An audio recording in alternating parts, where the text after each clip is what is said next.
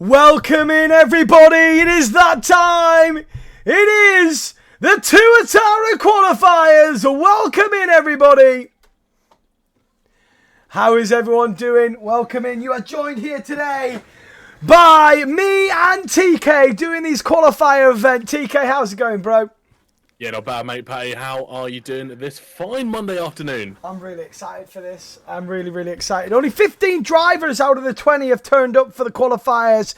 It's a bit of a shame because once you have missed out your opportunity, that is it. You don't get a second chance. But no, I'm looking forward to this. You know, out of 4, 25% races, the top 5 get a seat. Nerves are going to be everywhere. Nerves are going to be there, aren't they, TK? Yeah, definitely. There's 4 fantastic tracks coming up as well. I think all 4 designed to test a driver's limits, and it will be definitely the top 5 that come out on top here. It definitely will. Oliver James wants to join. He did actually check in, but he must have checked out. Can you actually get him into the lobby as well? Yeah, so if you don't know what Tuatara is, let's give you a little peek on exactly what Tuatara is.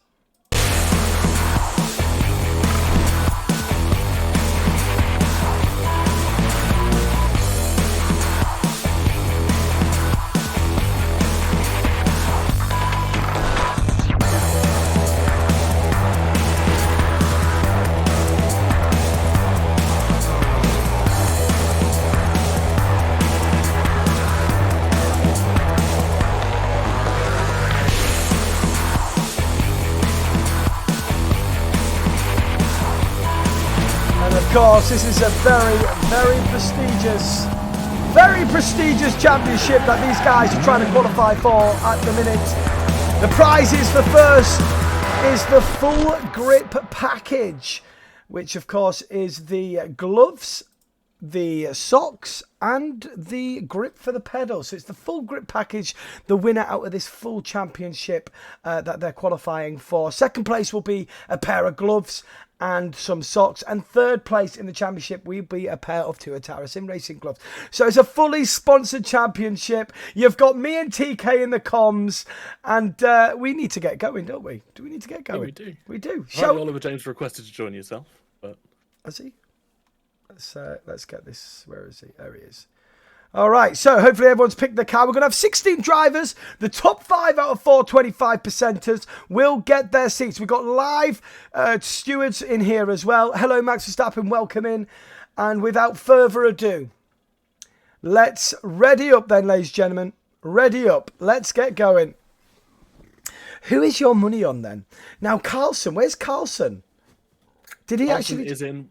Yeah, he's William Carlson in the Aston Martin. So he drove very, very well last season. Yeah, he won the championship last year, so he's looking to qualify again and put a stamper down. He's the reigning champion, so keep an eye on Carlson. He actually won the season 1, so he's looking to claim his spot again, and of course the championship as well. Now this lobby is stacked. It is. It's looking very, very quick. There's a lot of quick guys in this lobby. So good luck to everyone. Keep an eye on Jack Hawkey as well. You got the 2 Welshmen in the Red Bulls. I'll tell you what, those Red Bulls are looking very, very quick. Jack Hawkey won, I think, Prospects Tier 2 or qualified P1 in Prospects Tier 2 last week. So he's a very, very strong qualifier. Okay, so just to let you know, it is going to be a one-shot qualifying with 25% around this circuit. Now, I hope I have got... Have I got sound? I hope I have. I hope I've got gain volume, guys. Let's have a little look. It should have been. It should be on. Oh, I need to mute my mic again. There we go. I don't have game volume.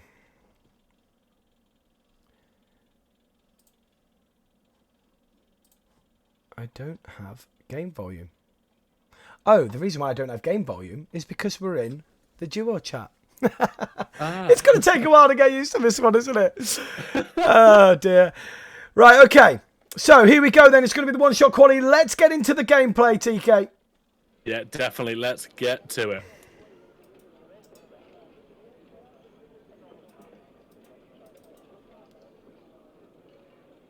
Drivers just getting their setups together. 18 seconds to the start of this one-shot qualifying session around Austria. A time of about a 1:03, 1:04 is predictable here. Sorry, we just had a moment there where it wasn't on full screen, so we've got that sorted. No, it's all good. We got it sorted. We're ready to go. Happy days. And we're away. So this Austria circuit is a nice, it's a DRS train. You've got to be very careful. If a group does actually start pulling away, you know, you could be left to hang out to dry. You've got to make sure that you're amongst that group that has the pace and not get holed up here, because the DRS train is quite important, isn't it? Yeah, effectively you got 3 straights, one after another, all with DRS. So it's definitely A, about planning your overtaking, also B, not getting stuck in that train. You've got to make use of sectors 2 and 3 to be able to pull away from that group. At the minute then you've got TJT Chris swapping places on this one-shot quali with Jay Field. Jay Field's looking strong out there in the Alfa Romeo. So is Eric in the Aston Martin. Jack Hawkey, the other Red Bull, is up there as well in 4th. William. So is Will Carson in 5th as well. We always said he qualified well, but his race pace is even stronger than his qualifying. Indeed, he's sitting there in 5th at the minute on the one-shot quali in the Aston Martin. Like I say, he's last year's champion, and he'll be looking to put a stamp down. And let's see what it looks like then for the start of this first qualifier race. Remember, it's 4 25% races here, and it's TGD. I gotta get that right. We're just gonna say Chris. It's Chris that gets pole here for the first race in the qualifiers. Remember, it's 4 25% races. Yeah, good start for himself. He's obviously got 3 more times he's got to repeat this, and obviously the 25% races to come as well. And into the 103s as well on a one-shot. Wow. Great job there from Chris to get pole. You've got Jay Field in 2nd, Eric in 3rd, Jack Hawk in 4th, last year's champion in 5th. He's going to have to do some work today. He's thinking, wow, I might have won last year, but this is a different ball game this year. Down in 5th place. Oyster in 6th, Nix in 7th, Mansu in 8th, Wapple in 9th, and rounding off that top 10 is Ryan Chiv. Sam down in 11th there. He's looking to impress today as well. He's the only time he can actually do the qualifiers is today, so he really needs a good show. He can't be doing the second one. They literally talk about a one-shot opportunity for qualifying here. Okay, so now the guys are just getting their setups on. When I mean setups, I mean what tyre choice are they going to use? It's going to be a one-stop strategy here on this 25% race. Which tyre will they start on? We'll have a quick look when it gets us on the grid. What's the fuel situation? Are they going to go low fuel? Are they going to play it safe? Are we going to see safety cars? All this going through the driver's head before we even go across the line and start this race. Yeah, absolutely correct. It's going to be a one-stop strategy. Soft to medium or medium to soft is probably the predicted strategy here. I reckon a few of the front runners will start on the softs, try and pull away from that DRS. Obviously, you've got 2 laps to effectively get away from the pack, but I reckon kind of the mid runners will aim for the medium tyre, go a little bit longer, and then have that better speed and lower fuel, lower weight of the car in the second half of this race. I'm just waiting for players to get going. Hopefully we don't have any bugs, as we've had a nice little juicy update today on the game, haven't we? So. Oh, we love update day. Oh, we do love an update day. We do love an update day. Here we go then. TK, I'm going to give you the first honours. It's fine. It's a formation lap, Paddy. Of course. The formation lap's fixed. Well, we hope. That's what we've been told. Yeah. The formation lap is on. Our breath. Let's not, no. So go on, who are you looking out for here? I'm interested to see what Carlson does. Like, a lot of nerves come into this. They've got 4 races to prove themselves to get into that top 5. Yeah, 100%. And obviously, I think we can always repeat, it's not made in turn 1. It's not made on the first race, so to speak. I think our drivers are going to have to be cautious heading into turn 1 here. It's quite a tight right-hander. You probably can't go 3 wide like you can down the straight beforehand. So I reckon it'll be whoever gets the better exit out of turn 1 will have that run down the long straight into 3 and up the hill for that, again, turn 3, the right-hander, where another long straight ensues. I've always found with Austria that, you've got to have the best racecraft because you're following so close to the car in front that any little mistake could really cause a massive pile-up. So, there's got to be a lot of trust with these guys as well and a lot of awareness, really trying to keep it safe out there because it is like a long game. It's a long game in these 4 races to get that top 5. That's what they're going for, the top 5. Out of these guys, out of 4 25% races, secure a seat in the Tuatara Championship. We're almost underway. It's going to be amazing. I can't wait. Yeah, the track around here, the gravel so close to the edges, especially around Sector 2, is what you've got to look out for. Definitely an overtaking zone in the corners where the drivers might be running a slightly lower downforce. They'll be suffering in the corners. But that gravel is so close. Just have a look before they go and get going. It's quite a mixed grid. Everyone from 9 downwards, bar 13th. I've gone for the medium tyre. Jay Field down in second. He's gone in the mediums. And Chris, who is our pole sitter, really wants to get a good start here. He's not messing about. He's going on the soft tyre. It's 5 lights here at the Austrian Grand Prix. And away we go. The Red Bull gets an absolutely brilliant start as they come down to turn 1. The Aston Martin gets a nice little look onto the inside. It goes to the inside on the Alfa Romeo, but the Alfa Romeo gets a better run, and it's the positions stay the same. And what a start from TGT, Chris. Yeah, Chris got a fantastic start there. Jay Field defending really well round the outside, sighted in the Haas. Didn't seem to get off the line at all. He was still sat on the grid when everyone had pulled away. But yeah, defending really well again. Jay Field round the outside. The Aston Martin's looking down the inside every single time he gets, but not getting the grip out of the corner to make it stick, unfortunately. And it looks like they've all got away pretty nicely in this race as they go too wide here through the turn, and the wobble there from the Ferrari. But the Aston Martin goes round the outside, and he has got himself stays into 5th place. Yeah, well, Carson defending really, really well there from the attack on the Ferrari. He knows this track well. He did it well last year. I think Flores Winter's actually winning round here. But yeah, he defended really well there. Knows this track well enough. Have a look here then. The Red Bull's making a ballsy move on the Aston Martin. And Jack Hawkey gets himself up into 3rd place. What a fantastic move there from the Red Bull driver of Jack. Wow. Yeah, really using the tyres to his advantage there. We've got a really early pit stop and Alfa Romeo heading in. I'll keep an eye on that whilst you keep an eye on the racing. Yeah, nice early pit stop there from Oyster. No, it's Sam. He's come in, but he's on the medium tyre. Wing change. He's must have had a bit of content there on the first lap of this race. The 2 Aston Martins there sitting pretty in 4th and 5th for the minute, but they've got Mansu right behind them looking for a move. We see Wapple here going side by side, almost getting alongside, but the Ferrari closes and slams that door shut. Yeah, great defending. The 2 Ferraris can almost work in a pair here, especially when DRS activates on the next lap. They'll use the DRS to their advantage and basically tow each other along, hoping to defend from the McLaren behind them. Oh, we've got side-by-side action between the between the Mercedes and the Williams. The inside line goes Gracious, and he just about stays ahead there.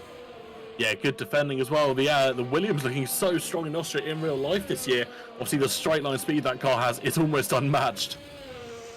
Some guys are saying people have been disqualified in the race. That was from the formation lap. Okay, that's fine. Perfect. Well, so I think they fixed it. Have they fixed it? Yeah, when you mess your grid parking up, it says you've been disqualified, but it disqualified. It's a separate session effectively from the formation lap to the race. Fair enough. Well, TG Chris has got a 1.2 second lead as we see a couple of guys. Gracious Bear still swapping positions here with Icebreaker. Now gets ahead and he's now in 9th place. Yeah, good move there by Mercedes using the DRS to his advantage as well, along getting past that AlphaTauri, who's actually on the same tyre as him. AlphaTauri gets a little bit loose as well, but a good recovery from him to keep that car on the track. Let's take a look then as we see Ryan Chiv get himself up and then back down to 11th. So great defending from Icebreak. Icebreak's struggling out there, but he's losing a couple of positions, and now he's got Ryan Chiv right in behind him on the Williams. Yeah, well, I think he's going to have to do some defending. He's on the soft tyre, which doesn't seem to be working for the Mercedes. He runs wide out of the last turn, and that actually will leave him vulnerable to the DRS of Z92.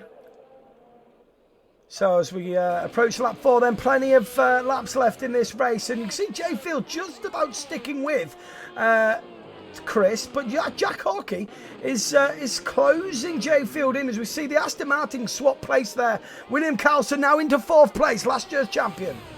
Yeah, he's great. Made a great move up there. I wonder if the 2 Aston Martins have decided not to fight. They are on the same tyre. This could be interesting, but he's going to go down the inside of the Red Bull here into turn 5. But just doesn't make the move stick on this occasion. Backs out quite sensibly, in my opinion. So far, the guys are racing quite nicely. I quite like the look of this. Yeah, the 2 Aston Martins really working well together. Obviously, one's defending, one's attacking, and I think if that doesn't happen, they'll back off and let the cars switch back in this occasion. See, they've got to be smart as well, though. They don't want to let Chris go too far ahead. He's 1.6 seconds ahead right now, but Jay Field is just about sticking, but he's out of that DRS zone. This could be a chance for Jack Hawkey and get the 2 Red Bulls, P1 and P2. I think what Jay Field can understand is Chris is on the soft tyre. He's going to have to pit a little bit earlier than he will, but he knows that he'll have the pace in the second half of this race. He's just got to be patient and not do anything stupid until And then. here we go. It looks like we've got a 3 wide. This is crazy. Oh my God. How are those guys have got through 3 wide through that turn without no spins? That is amazing. Jack Hawking coming back at the Alfa Romeo. The Alfa Romeo around the outside and Eric's gone. We've got a first DNF into safety car.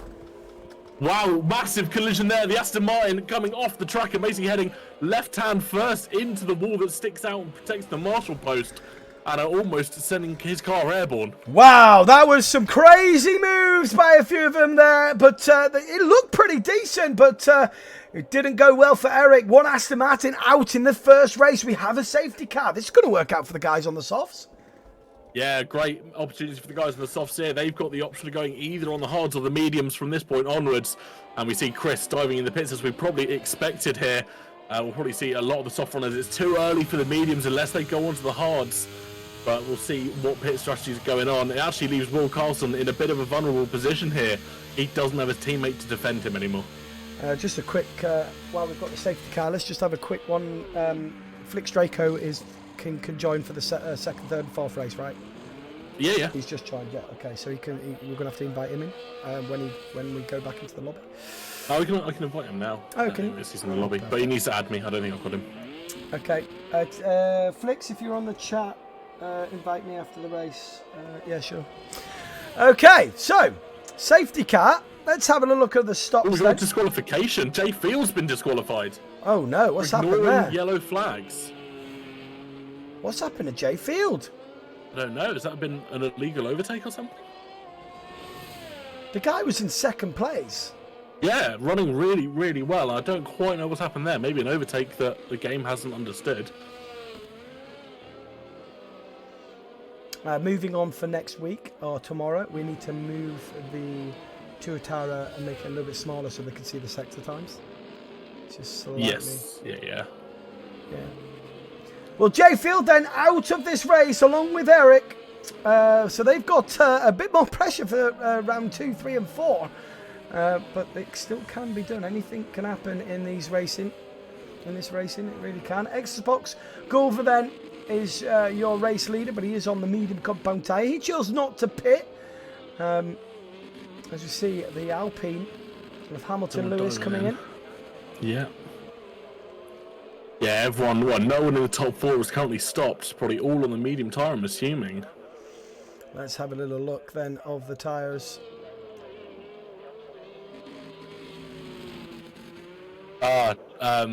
Xbox, Jay Field passed the safety car. Oh. As it said, it was letting him pass, and then it's DQ'd him. Jay Field. Rookie error. Don't always listen to Mark. You should see my TikToks. Never overtake the safety don't ever car, listen to especially Mark. when you're leading. Okay, you're leading the race. Don't overtake it. Just don't do it. Just wait. Bit of a rookie error there from Jay Field, but I tell you what, he's looking strong. He's looking strong. Oh, yeah. If he composes himself here, race 2, 3, and 4, he's looking pretty damn strong here. Yeah, definitely. There's still 75 points to bag here. Obviously, 3 more races after this. It's exactly that. You know, it's still all to play for. Indeed it is. So the top 3 then on the medium tyre, they've chose not to pit. You've got Carlson, who pitted off the mediums, and he's gone on to the soft. Will they last the whole race? He's going to have to put off something special if they do. Safety car in this late lap then. Gulver's going to take us away, and I'm going to hand you over to TK to get us going. Yeah, we'll keep on board with the Mercedes Culver. He'll be the one leading this restart away. He'll want to get them nice and backed up. Obviously, bear in mind, he's on the harder compound, so he probably won't have as much grip through turns 9 and 10 here. So probably will launch just after turn 10. It's a short run down for the safety car to get in to the pit lane. We'll hop aboard first person view on my perspective. I'm not sure about the stream.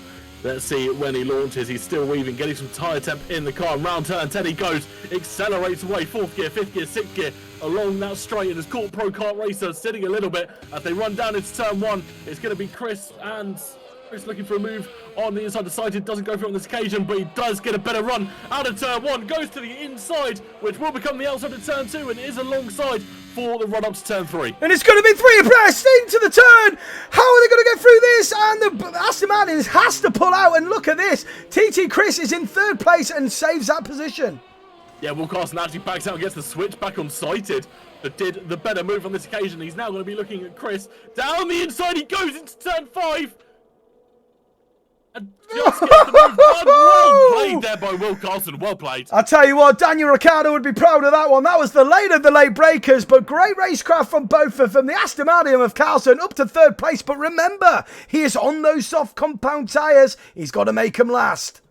The 2 Red Bulls as well in 4th and 5th respectively are going to be chomping at the bit to get those places back. I wonder if they'll work as a team here or if they'll battle it out and make Christian Horner a little bit nervous.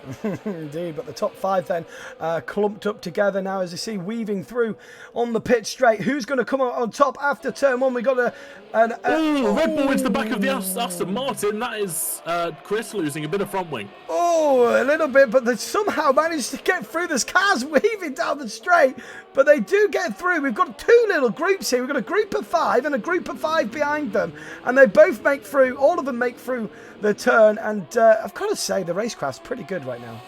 Yeah, racecraft's really good. The speed of the race as well. It's not like it's a slow race in any way, shape or form.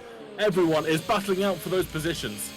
William Carson then in the Aston is in the lead there. He got challenged a little bit by the Red Bulls. The Red Bulls are looking very, very racy. But how long will those soft compound tyres last? This is the sector that Chris is going to have an issue in. With that front wing damage, he just won't have the ability to turn in as much as his teammate, especially on the mediums. Yellow flag in sector 3. Haven't seen one that's for at the moment, but yeah, Chris will struggle here through 2 and 3. Yeah, he's just missing his left end plate there, isn't he? You can just see it on the stream. Yeah. He's missing that end plate. As we see a Williams then of Ryan Chiv having a little sniff to the inside, but he's got to be careful because he's also got the McLaren behind him, so he's filtered back in and behind the diffuser of the Mercedes, trying to get that good exit there. We've got 3 wide here of Pro Rack Tracers coming out of nowhere. It's 4 wide through here. Oh my God, how are these guys doing it? The Williams manages to get ahead, and then the Mercedes going down the inside of the AlphaTauri now what's getting involved, as does the Alpine. It's now a group of 5 going down this back straight. Okay, right on board with the AlphaTauri of Icebreak, and he's fighting with the Alpine and gets that move done and gets himself back up to 7th place. He's starting to find his groove, the AlphaTauri driver. Yeah, I think maybe nerves playing in the first few laps himself. Obviously, that start wasn't great for him, but now he's found a little bit of rhythm and is making those positions back. Okay, let's go back up to the top then. Carlson then is your race leader at the minute, but will he be able to defend? He's got Jack Hawkey right behind. Chris is trying to drop back a little bit. He has got that wing damage, and he's got to try and defend here against the Ferrari on this next lap. Lap 11 then of 18, not long to go. Can he defend? Here we go then. Ferrari goes to the outside of the Red Bull, and it looks like a very textbook move there from the Ferrari. Safety car. Oh, it's a safety car. Hamilton Lewis has DNF'd. He has indeed. Alpine, don't know where he's DNF'd there. There was a spin. Oh, why Sam has got no front wings, so potentially contact between the 2 of them, I'm assuming. Now then, what does Carlson do here? This could actually help his racing. He could stay out. The thing this has really benefited for him is his ERS. He had his ERS light on quite early on in this second stint. Yeah. So that'll do him good to recover that and keep the lead. Well, he knew that he had to take advantage of the soft compound tyre. So the fact that he got out in front, didn't get a chance to pull away because we now have a safety car. But what does he decide to do here then? What does Carlson do? I'm not quite sure. He's going in. He's going to pit. He's going in. He's going as well. Surely. That's a bold move then. Then is Ryan Chiv going to come in, or is he staying out? So Ryan Chiv, 5-lap old softs, he's staying out. So a very mixed decisions here from this group. I think Will Carson had to go in, otherwise those tyres weren't going to last as much as he wanted, but he is going to lose so many positions here. Chris also going in to get that front wing replaced. Actually, half the grid almost going in here for fresh soft tyres. Well, it's going to be a soft tyre shootout for these last 5 laps of this first qualifier event for the Tuatara Championship. And while we've got that going, let's switch back. What a race so far, TK. Yeah. Yeah, really great race, and only 3 drivers out at the moment. Obviously, a couple of crashes. Eric having that massive collision with the barrier earlier on, and obviously Hamilton, I think, having a bit of a crash with another competitor. But yeah, so far, really, really great racing. Yeah, Jack Hawkey then is going to take the safety car and lead us away. He's looking good to win this one if he keeps his composure. He's got the Ferrari of Manzu on 6-lap-old mediums. But the first guy is Carlson in 7th place on those fresh softs. Not too far away. If he makes some good moves here, he could get himself a podium or maybe challenge. Yeah, assuming the safety car goes in next lap, that'll be lap 13, starting on to 14. So probably 5 laps of racing, 7 positions is doable around here. It definitely is. And before we get going then, let's go take a look while we're here. It's the Tuatara Championship, guys.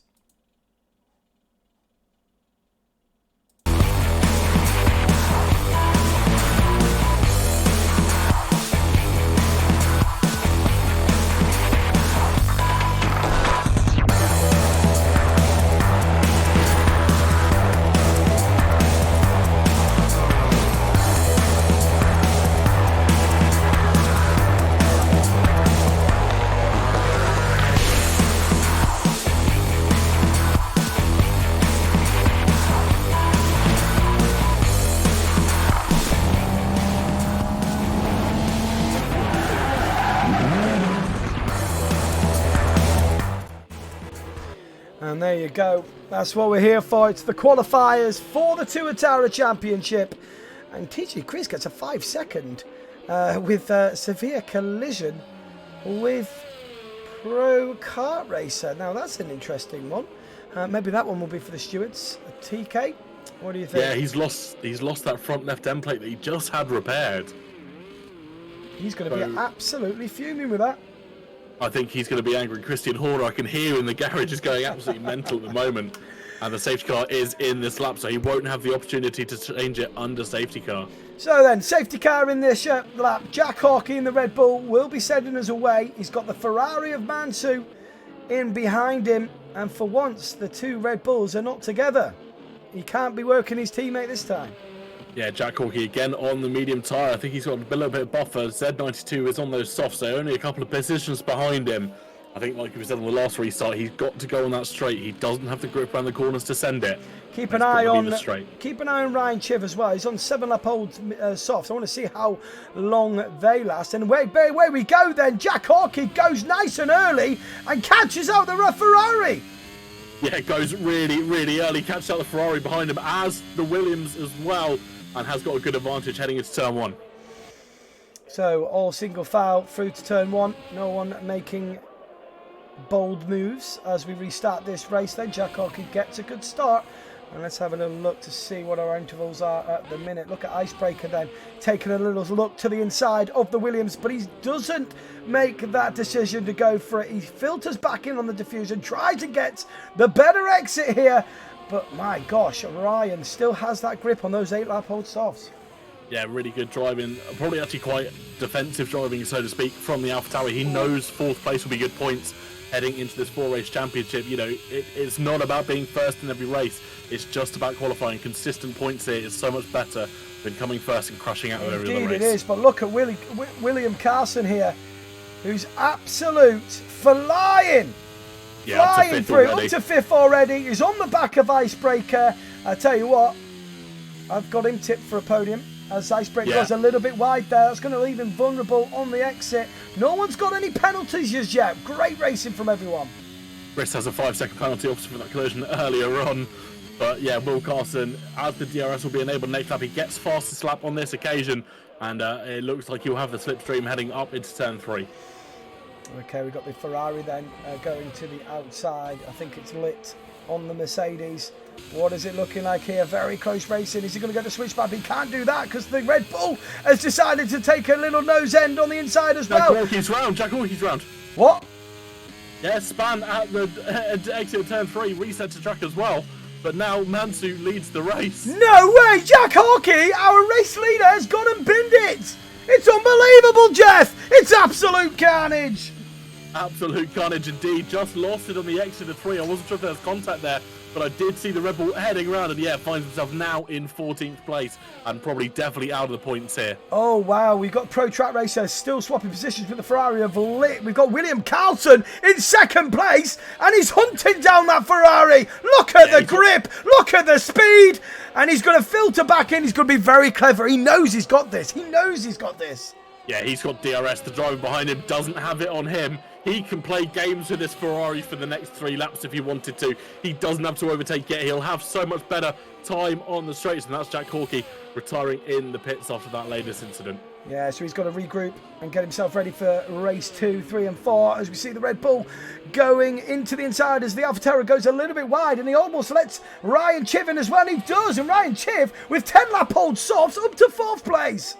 Yeah, great drive from the Williams there. Really good move on the AlphaTauri of Nick, who's been defending so well all day. We've got incredible battles going on here. We've got 3 wide behind with the Alfa Romeo, the McLaren, and oh my God, how are these guys? Oh, the McLaren's gone round. Took a brave move to the inside, round a fast left-hander, and that was already going to go round. But look at this, you've got Gracious Bear. Out as well. Gracious Bear's gone round as well. It's all getting carnage here on the last few laps of this race. And Chris has got himself back up to 3rd place. I think Gracious Bear retired on track because his car was still running after the retirement. I'm not quite sure what's happened there. We might need to check track limits as well because I think corner cutting is still on regular. Okay, we'll check that for the next race. Yeah, my bad. I must have got that wrong, guys. Sorry. We've had a message in the chat as well that apparently Pro Kart Racer brake checked Chris, and that's what caused the damage and the 5-second penalty. He is currently in 3rd place, but that 5 seconds is really going to run him down the order in the next couple of laps. It is indeed, but of course we do have live stewards here, so if you get that footage, put it in, and we can have a look at that before the end of the race. That reminds me, I will open it up so that everyone can put footage in. Okay, so McLaren gets himself into 6th place on ice break, and it looks like it's Willie Carlson's last year's champion. He's got 1 lap left to go. We're on the last lap now. The Aston Martin driver and last year's champion has definitely put a marker down for this one, for sure. Yeah, great drive from him. Obviously, already a 1.5 seconds ahead, and just showing what he can do. I said he qualifies good, but his race pace is even better. And yeah, just really good drive from the Aston Martin so far. Yeah, the Alpine then gets the move done on Ryan Chiv, but then the actual McLaren driver of Wapple's coming to have a little go here, and we've got 4 wide here on the last lap. Who's going to come out on front? This is very special driving from these guys. Oh, they just clamp each other and run out of space, but they still are going. This is amazing stuff. This is absolutely insane. It was 5 wide for a point here. The McLaren driver gets away best. Alfa Romeo dives down the inside of the AlphaTauri, gets the move done. Great drive there. And that's a great move on the last lap of this race, but it's all about, whoa! The race leader almost bottles it on the last lap. Now that was a squeaky bum time from the Carlson. He's got to just send it home right now. Just send it home. And Carlson then comes across the line, gets the first win here in the qualifier event. Mansu in 2nd, and Chris gets himself in 3rd. But he does have 5 seconds. He's going to drop down the order for a minute. And they all start coming through now. All the way to 8th. Wow. Great race, though, guys. Great race.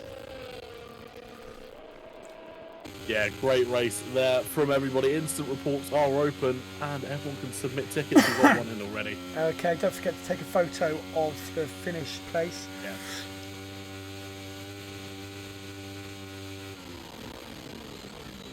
AVFC Wall getting driver of the day from the game.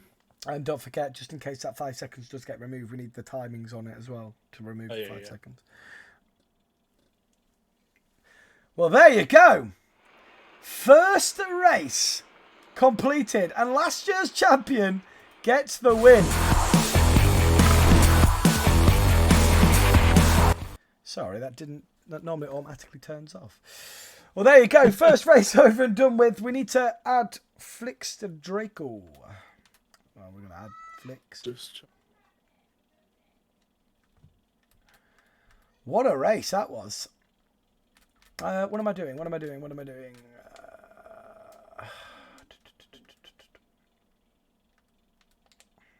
Have you invited? Did you say you invited Flicks? No, I don't have him as a friend. I've just seen Eric's DNF, and it's a massive crash into the wall. That is it? That is some impact. His car gets airtime. Okay, so we've invited Flicks, and there we go. Oh, we've got Icebreak Nick has left the session. So there you go. Carlson then takes the win and fastest lap, so he gets full points here. Great drive from him there. 26 points. That's going to be a great start for himself. It was indeed, yeah. He's definitely putting a marker down. Come and get me, guys. But don't forget, we do have a special appearance for this championship, and that is the ex-Haas F1 esports driver. That is a Tuatara ambassador, Flores. He's going to be coming in and racing along with us as well. So, is he back? He's going to have a few challenges, as Carlson, I'll tell you. Flores was just a next level, I remember, last season. Yeah, let's. So Carlson got kicked from the lobby, so this is why you need to make sure we got photos. Fine, I'll get Carlson. Let me change the Icebreaker Nick. So yeah, get them all back in, the ones that I've left. It was sat alone in it. You should have 17 in. One race and I'm sweating my tits off. I tell you what, that was great. I really, really enjoyed that. What a way to start first race off Austria. Up next then, totally different track. Now these tracks are built, we put these in here to really test different attributes. So we've got the short track, which is Austria. Really short, really close driving, fast speed, but short track, right? You've got the street track, Jeddah, okay? Testing your ability of like, you know, consistency. If you make a mistake, you're in the wall, but also you've got to get the overtakings done. Then we've got Japan, really hard for the grip levels and great overtaker points as well. Got to be patient there. And of course, we've got Silverstone. Silverstone, the creme de la creme of all. And the opening round for the actual league. It is the opening round for the league as well. I mean, why? We got to start it. Got to start on Silverstone. It's got to be. Waiting on Will Carlson. Yeah, just waiting on Carlson to join back. We've changed it back to strict. I do apologise. That should have been on strict to begin with. Hey, chat, how are we enjoying this? Are we enjoying the qualifiers? I'm not chat, but I'm loving the qualifiers. Fantastic races. Fantastic. Oh, yeah. Yeah, but that's the thing is that's what Austria is. Austria does come up with like those dogs because it's such a DRS trend. People have got to take risks, but they've got to be calculated. And you know, I feel like if I was to race this race, I'd just try and pick up points for this one. Just get in the points. That 100%. Yeah.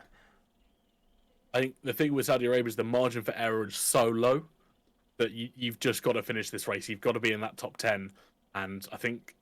In tracks like Silverstone and Austria, where the runoffs are quite high, you can risk those moves. But around here, it's not worth the risk, especially when you're trying to qualify.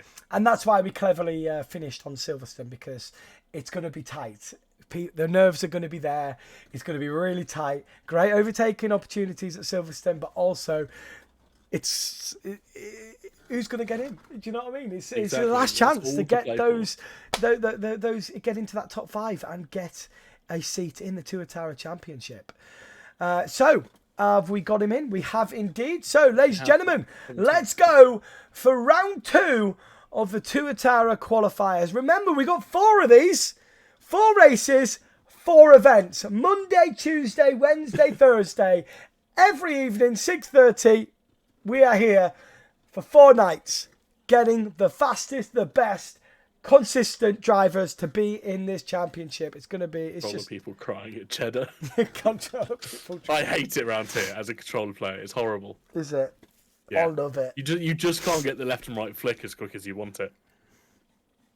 I wouldn't know. I've never played controller. Although, I mean, I think didn't even know. I put my controller on today to do the camera things, and I didn't even know how to, like, where's my middle button to, like, go onto the main menu, because I'm so used to doing it. I think that should be a channel points redeem for you, is that you should do a race on the controller. Oh, God, no. It'd be dreadful. It'd be absolutely dreadful. Right, I'll leave you take qualifying. I'm just going to go get myself a drink. BRB. Yeah, no stress. No stress. Got to set it so they can actually see the track. No, apparently not. You get my lovely face for another bit more time. But welcome in, everybody. Patty's gone somewhere. I will have to audio describe qualifying to you because I can't change the track. I can't change the scene, unfortunately. So, welcome to Jeddah. The Jeddah Corniche circuit in the Middle East. It's a night race, one of the few night races in Formula One. And such a tight track it is too. This is going to be a weird audio commentary because Patty has just gone. But we'll stick with it. We'll hope and we'll stick with it. We've got 18 seconds till our drivers can finish getting their setups put on and head out for the one-shot qualifying. If you remember back to 2021 when Max Verstappen had the big crash here, obviously Sector 3, final turn. It was on for probably one of the best laps around Jeddah that we have ever seen and just DNFs it into the wall.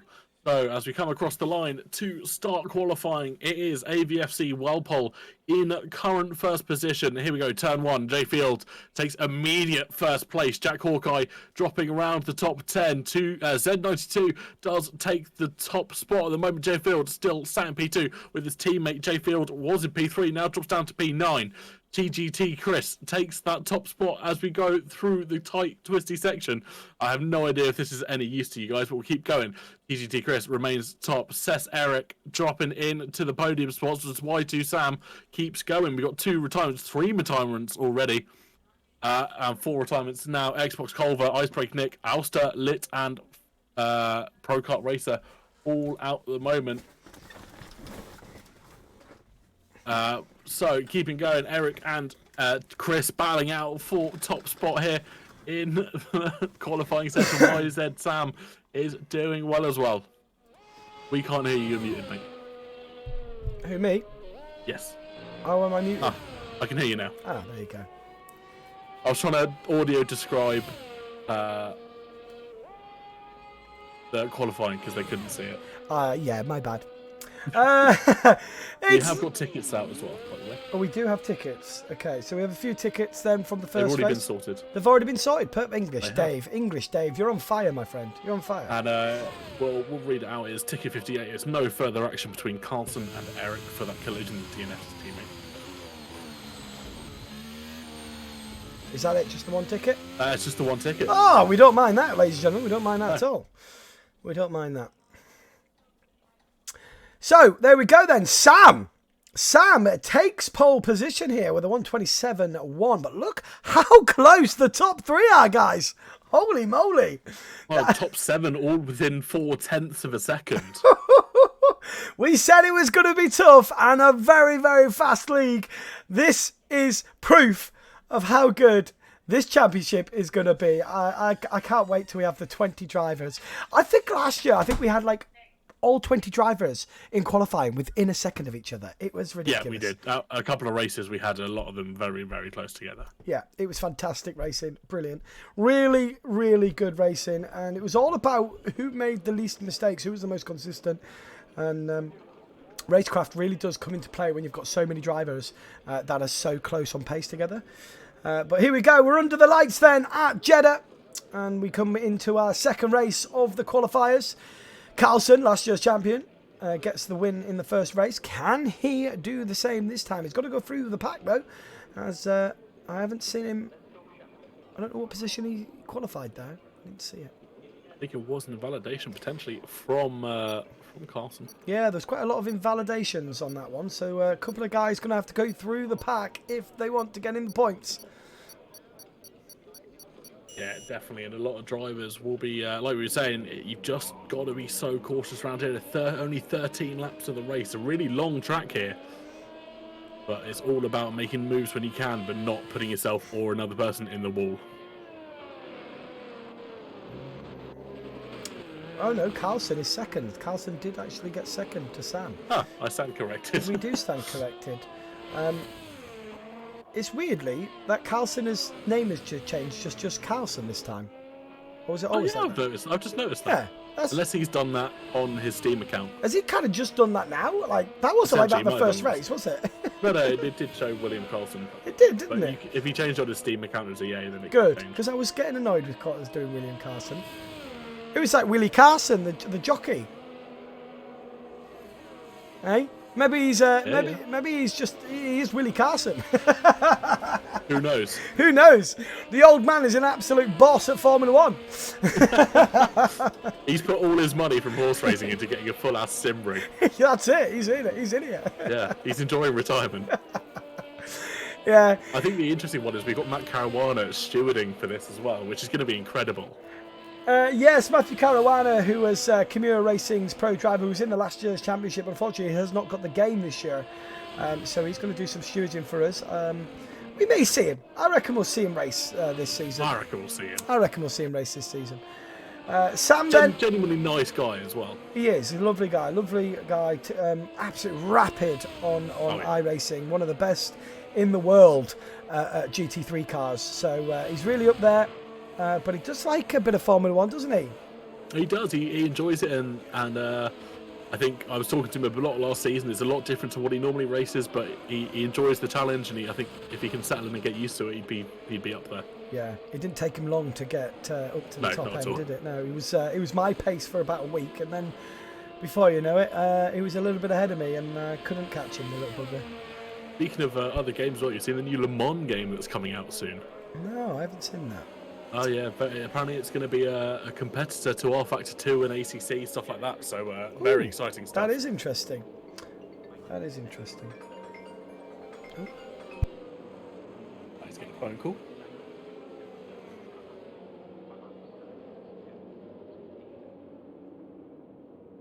Mayfield getting disqualified from the formation lap for invalid parking.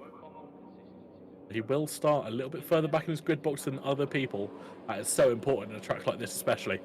While Patty's on the phone, it is 5 red lights, and it is lights out, and away we go after a short hold for the drivers. There we go, getting away now. Carlson gets a fantastic start on the teammate. He's on the medium tyre. He's got a better run than the Alfa Romeo into turn 1. He'll have the inside, and he gets the move done in turn 2, as does the Red Bull of Chris. Gets round the outside of the Alfa Romeo. So the Alfa Romeo dropping down 2 positions off the start there. Jack Hawkey in the other Red Bull getting a really good start as well, pushing right on the back of the Alfa Romeo. But it's all going to be up to the drivers behind. It's up to Eric, who's looking right on the back of Jack Hawkey now as they come through the tight and twisty section. Everyone maintaining their pace now. The Alfa Romeo goes a little bit wide there as we come down to the first hairpin. So close. You've got to keep the power down on the track as they come around the left-hander here, as the Alfa Romeo goes a little bit wide round, but gets the move done. Nice. We've got a yellow flag further back. And that's Z92 having a little bit of a spin by the look of it, dropping down into last place. But Carlson remains in the lead of this race. TGT Chris is chasing him down for that though. Both on soft tyres are Chris and Sam, but it is Carlson on the medium currently winning this race. I wonder if the downforce is the lower downforce package on that Aston Martin as we head in through Sector 2, now into Sector 3. Sam gets a horrible start of this race, down to 3rd place, but he's trying to recover here on the back of Chris. Is he going to make a move here? He's right on the rear diffuser. He's going to get a good run here, but he goes very tight, so the Red Bull's going to get a better exit, and it's going to be all stations stay the same. The top 3 then, slowly got a bit of a gap there to Jack Hawkey, but I've got to say, Jack Hawkey does have pace round here. I expect him to keep himself onto this grip. You see a McLaren there going to the inside. The Ferrari then has the inside line. He's got to be careful then because Eric as well. Sorry, it's not Eric. Gracious Bear was having a little sniff there as well, who's down in 7th place at the minute. Yeah, Gracious Bear taking advantage of the McLaren going wide. We've got Lit retiring. He's crashed out in Sector 1 there. So the Ferrari then is our first DNF in this race. Very early on in this race, are we going to see a safety car virtual? He leaves the session. On, he's left the session. He's had enough.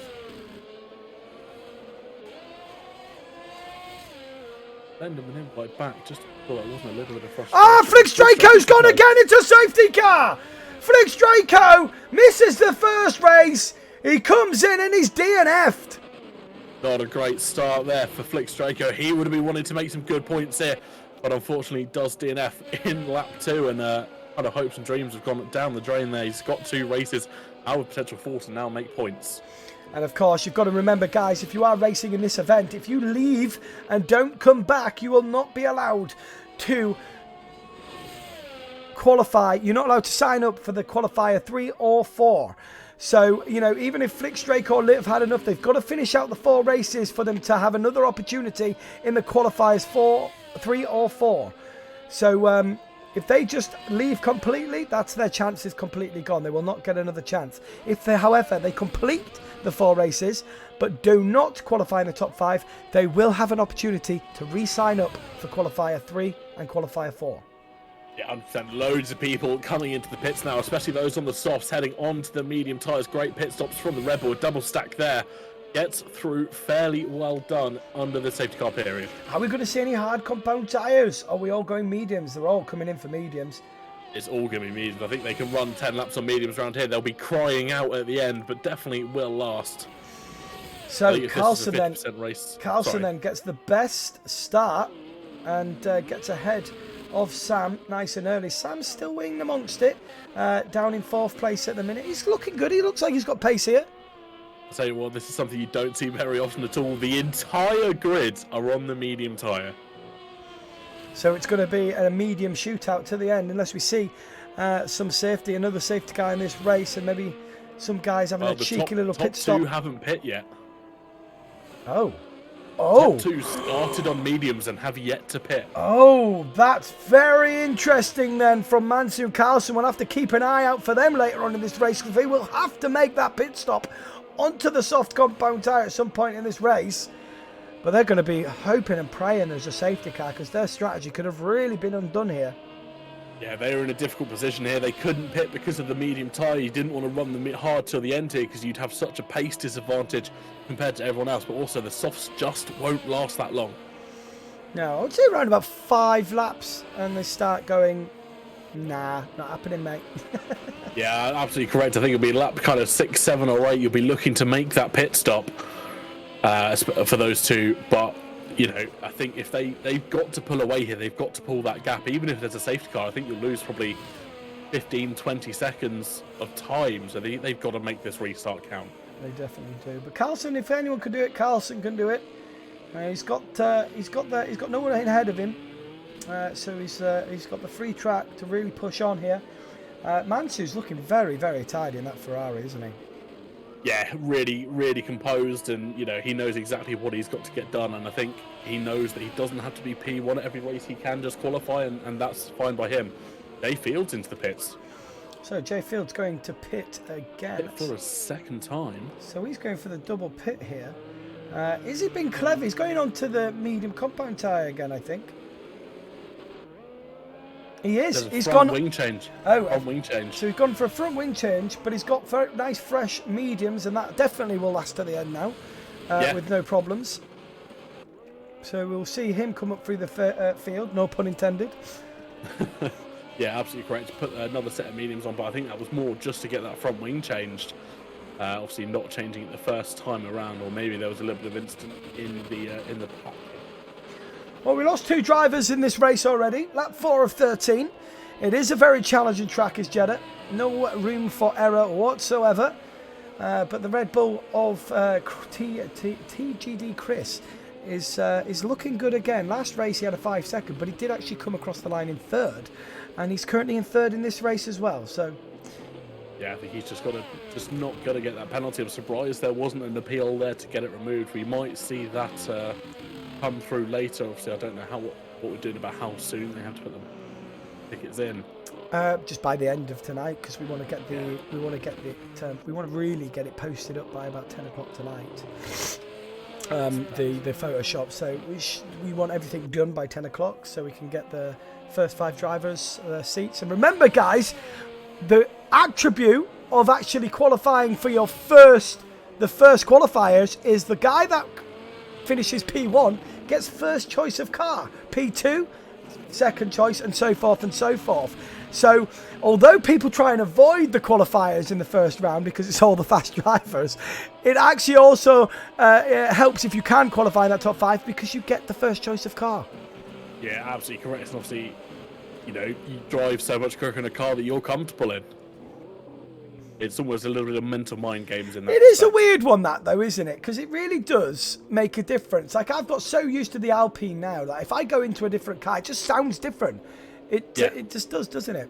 Anyway, here we go then. Carlson then takes us away around the last bend, and away he goes. And what a brilliant view there of this Jeddah circuit as they all come filing through. Single file into turn one they go. We're on board with TGD Chris, and there's a bit of a gap there between him and the Ferrari. But the Alfa Romeo has a little dummy sniff there, and Sam wants to get a move on. He really wants to get a podium here. Look at the exit. The Red Bull gets there of Chris. Is he going to make a little cheeky move there? No, he's not. He's going to filter back in, but he's got to be careful. Carlson pulling away already out the DRS zone of the Ferrari.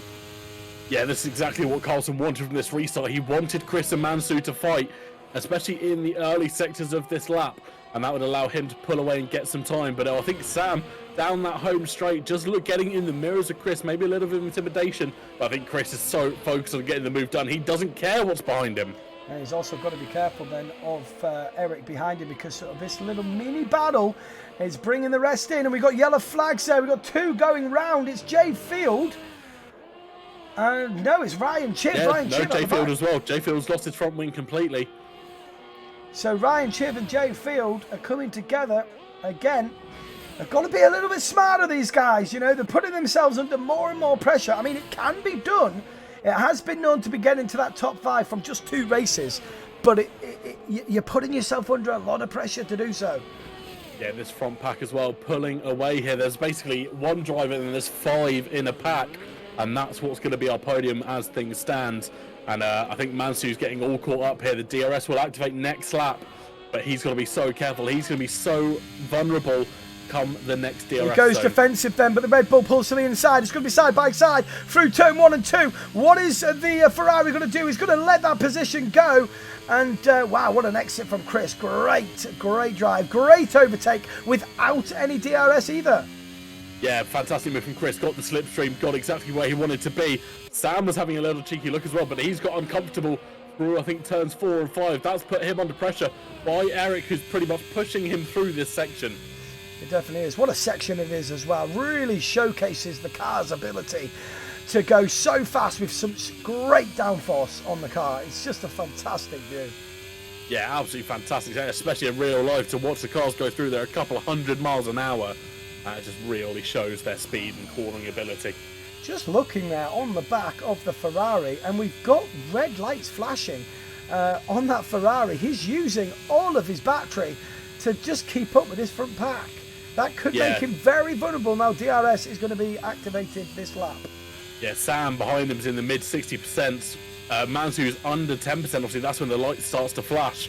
And I think if Sam knows that, he can be waiting. He can wait till that DRS activates at the start of this next lap, and we'll have it effectively down in, I think it's heading into the hairpin. Oh, Sam goes to the dive on the inside, but it gets wobbly, and the Ferrari takes a position. He's going to be very vulnerable here now to the Aston Martin. The Aston Martin of Eric is going to have a little look at it, but no, the Alfa Romeo goes to the inside again, gets the slipstream. It's going to be too wide here to turn 1 and 2. He takes a position, but look at the Aston Martin round the outside of the Ferrari. He gets a better exit, and will the Aston Martin be able to keep the position? Yes, he does. The Ferrari could lose 3 places here. No, he just stays ahead of the Mercedes.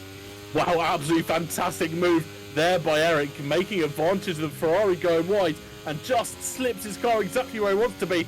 And now Gracious Bear's almost trying to push the Ferrari through. Exactly, he's got to be careful here, because look at this, the McLaren of Wapo just goes, thank you, I'll take that, no fight necessary. Yeah, this is where it doesn't advantage you to be in the fight too long. Everyone behind you is gaining on you the minute you get into a battle. You've got to be really careful not to lose multiple positions here. Both the both the Mercedes and the Ferrari lights flashing. McLaren tries to go around the outside of this corner. Will he make it stick? He's going to have the inside run here on the right-hander. Oh, my God! Oh, it's absolute carnage! It's absolute carnage! That is it! Oh, I could see that happening. I just seen 3 cars go off the screen, and I was like, this can't go well, and it didn't go well. No car wanted to back out there. How the Ferrari is still in this race after that, I have no idea. Xbox Culver is the one that loses out. His car has DNF, so that will be the wheel that we saw flying. But how the Ferrari of of Mansu stayed in this, I have no idea. Well, that's definitely going to be one for the stewards to figure out what's going on there. Carlson gets a 5-second. Wow. So Carlson comes into the pits. He gets himself a 5-second. Wow. I would not have seen that happening. It will be soft tyre territory now as we head on to lap 8. It'll probably be lap 9 or 10 till we restart. So 4 or 5 laps of racing action after the restart. But Carlson getting that 5-second. That's really, he's got to go. What does he do here? Does he pit again? Does he pit again? Get rid of that 5-second and try and go through the field? But I don't know. What do you do? What do you do? I wouldn't. I think he's got to stick it out. He's going to join the pack effectively mid-pack, and they've already caught the safety car. So if he pits again, he'll be down into 14th. So he's either got to make a decision. Can he make 7 places up and 5 seconds? Or does he pit down to 14th and hope he can gain maybe 7 positions back up to where he is at the moment? Well, it's going to be... We're going to have DRS when it comes back in. It is going to be a couple of laps of DRS. It's lap 8 of 13. Carlson then was leading comfortably in the race. Obviously, he had yet to pit, so he's now gone onto the soft compound tyre in 7th place. But unfortunately, he gets a 5-second of speed in the pit lane, which has dampened his effect. But he did get the race win last race, so he just got to pick up some points. As long as he's picking up points. Since when did Jeddah have 60km/h pit? Is what Carlson's saying in the chat. That's exactly what I said the other day. Is it too slow or is it too quick? Wait, no, too slow. It's like 30. Oh. Yeah, it's like 30. That's what I said the other day on my stream. It was like, hey, I'm pretty sure it was 50 miles an hour. But no, it was like, yeah. And I got done for it the other day on my online lobbies. I said exactly the same thing. I think there's an error there, you know. I think there is genuinely an error on that game with it.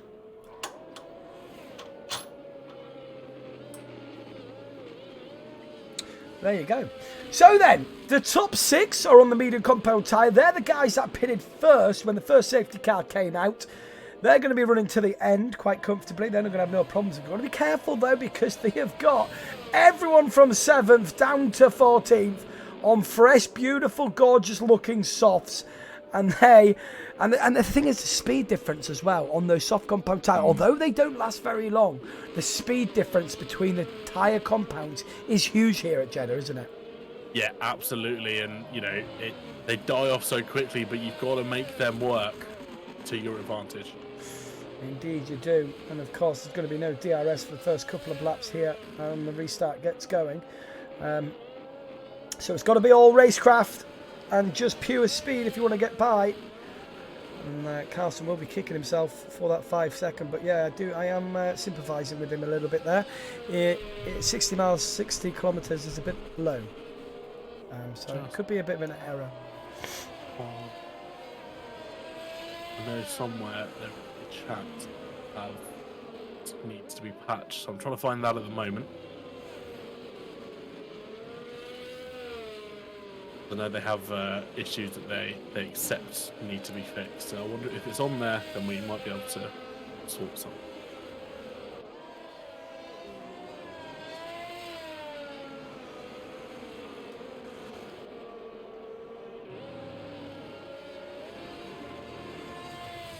When you mean sort something, you mean if it's they're due to get updated, yes, then we can take away the 5-second. Yes. Right, so it's going to be in this lap then. The Red Bull driver of Chris is going to lead us away. Looking very handy for the race win here. But Sam, after a terrible race, race 1, he is looking very, very juicy here at Jeddah. Safety car in this lap. Race control gives us the orders, and it's now up to Chris then to manage that field and get us underway. What are they investigating? So slowing that field up as much as you can, but not breaking that 60 miles per hour limit.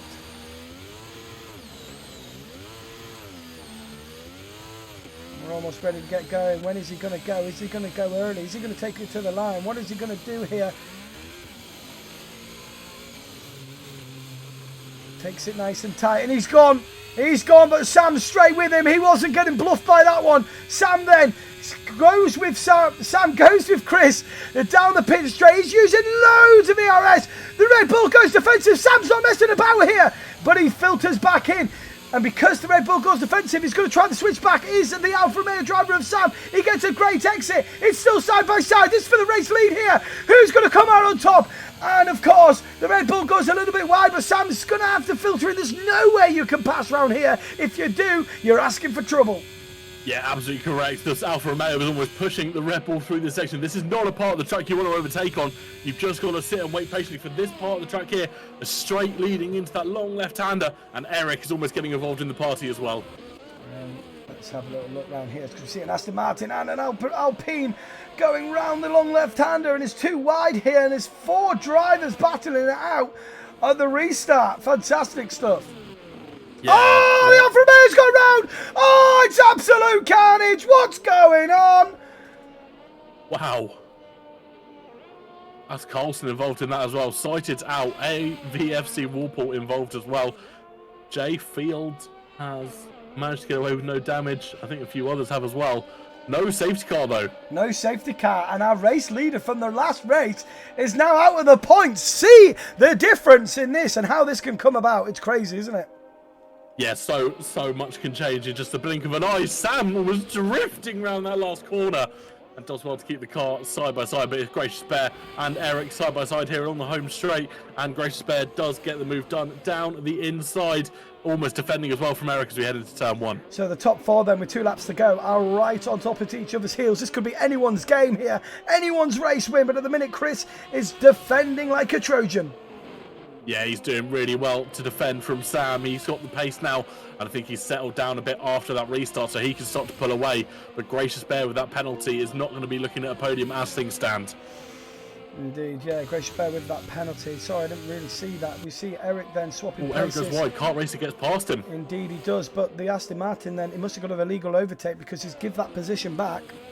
Yeah, good sportsmanship there from the Alpine, letting position back before the stewards really have to get involved, but that does leave him vulnerable to Jack Hawkey behind him. Ryan Chibb then having a bit of an incident amongst himself. He's not doing well. What's going on?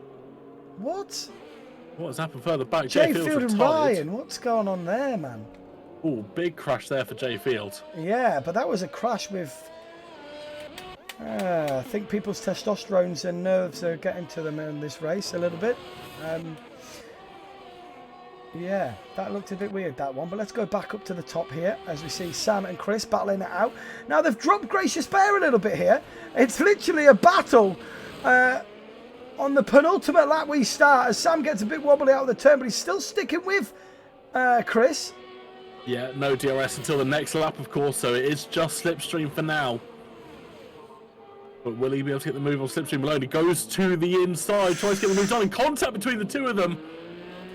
Carlson, safety car is on because it's representing league racing, number 1. Number 2, when the cars are bunched up together, it makes you think about your racecraft and dealing with cars that are slower than you. So it represents you guys driving that car against guys that are going to be a little bit slower. So you have to be patient. So over 4 races, you are getting the best drivers, but not just the pace, you're getting the best racecraft drivers, the ones that are smart. That's the idea in this championship, Carlson. You know it. You're the champion of last year. You shouldn't be asking those sort of questions. Cheers. Moving on swiftly, Chris, P1. Sam then went for that move. Was he given enough space there, TK? I think so, yeah. Sam just got unlucky on the exit. There was contact, but I think it was that Sam maybe being a little bit optimistic on the move, but that has cost him probably a win on, the DRS on the final lap could have been so beneficial. He'll have it here. He's still within that second, of course, but I think it's too far back here to really make it work. Carlson said he didn't win it last year. Fair enough. Either or, Carlson. You know what I'm trying to get at, bruv. So, regather yourself, get yourself ready for third race, and shut up. I don't remember. I wasn't here for the last round of this, so I don't remember who won. So Eric then gets a move done and gets himself up into third place. Jack Hawkey's out. Jack Hawkey's out. At the hairpin. What's happening, Jack Hawkey? What the Nelly bells is going on here? Yeah, left-hand side, Gracious Bears left the session. I'll invite him in. He's got himself out. So we're on the last lap then. It's been a bit of a weird one, this race, but that's what it's all about. It's trying to pick the best drivers out of 4 races, you know, and it's not just all about pace. It's all about the consistency and the drive and racecraft. So this is what the qualifiers are all about, you know. When we get those 20 drivers driving in that championship, it is because they are the top 5 of each of these championships. So, you know, that's what we're creating here. Yeah, absolutely correct. Jay Field saying he was taken out purposefully there. I'm not going to lie, it looked really dodgy, but I do know Ryan had ring damage, but it looked like Ryan Chib is never going to be in my lobbies again kind of job. But I didn't really want to say it on the chat. Sonny the Geezer was in for at least P7. So look at this then, Sam goes through while we're chatting away. It's the last lap. It's side by side between Sam and Ving, and it's going to be a 4-top finish to the end here. Sam's going to nick this, or is he? Who's going to get it? Oh, it's Chris. Sit on the line. Wow, what a photo finish that was. Unbelievable stuff, TK. That was a straight sprint down to the line. No DRS, I think, for either of them by the look of it or not, that was activated. And that was pure straight line speed and ERS. And I think Chris just had a little bit more of that to give. Wow! Absolutely beautiful stuff. Great respect through both of them going through the last turn, give each other the space, and of course then it was a drag race to the finish, and Chris just creeps ahead of Sam. Fantastic stuff, and what a great way to end that race. Yeah, great finish there for that race, and obviously just unbelievable driving around Jeddah. Yeah. A track that I'm not a massive fan of anyway. It is very tough. It's a tough track. Remember, guys, if you are racing in this event, please, if you have had issues, get those tickets in, because it could affect you guys getting into the top 5. Don't just go, oh, well, I'm out, because you've got 2 races left. Maximum points of 52 points you can get in this race. Still, there is still plenty of opportunity to get in that top 5. Make sure if you've had an incident, record it. Send it in straight away. We've got live stewards that are in the Discord dealing with this sort of stuff right away. Yeah, they'll look at it pretty much instantly. We'll have a look if any tickets have been opened. And yeah, we've got a couple open at the moment. So stewards will be looking at that almost. Good for them. Yeah, I tell you what, who's going to be happy with that? I mean, I know he's just missed out on 6 points by literally about 12 inches. But Sam, his only chance is tonight to get this qualified, to get into the top 5, and he'll be very chuffed with that. But look at that, 0.012. Jesus, what is that? Such 12,000. Wow. Yeah, 12,000ths of a second. That's unbelievable. What a way to finish that. And that's what we're trying to create, guys. That's what we want in the league racing as well. So don't forget to take a photo of the finish. I've done. Legend. Absolute legend. Let's get back into the chat box. Yeah. We've lost your camera. Oh, no. I've got your camera back. Aha.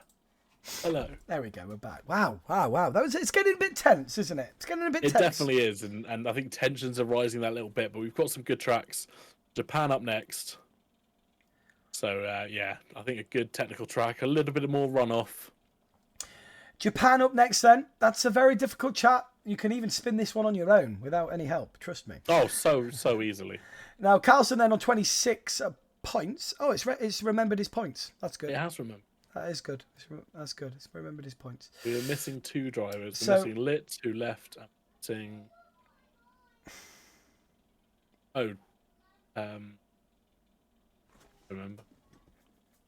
Remember, guys, if you leave this, you will not be able to qualify for.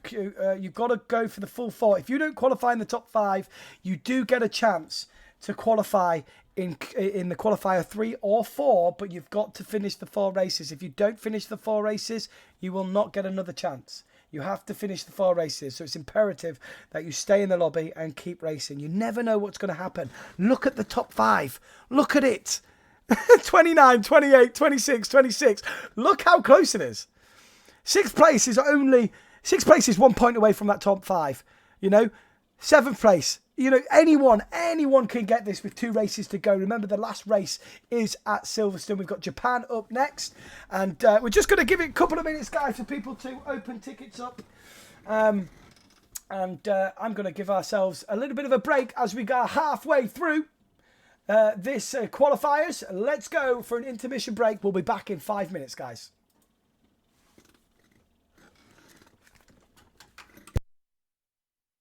Happy days.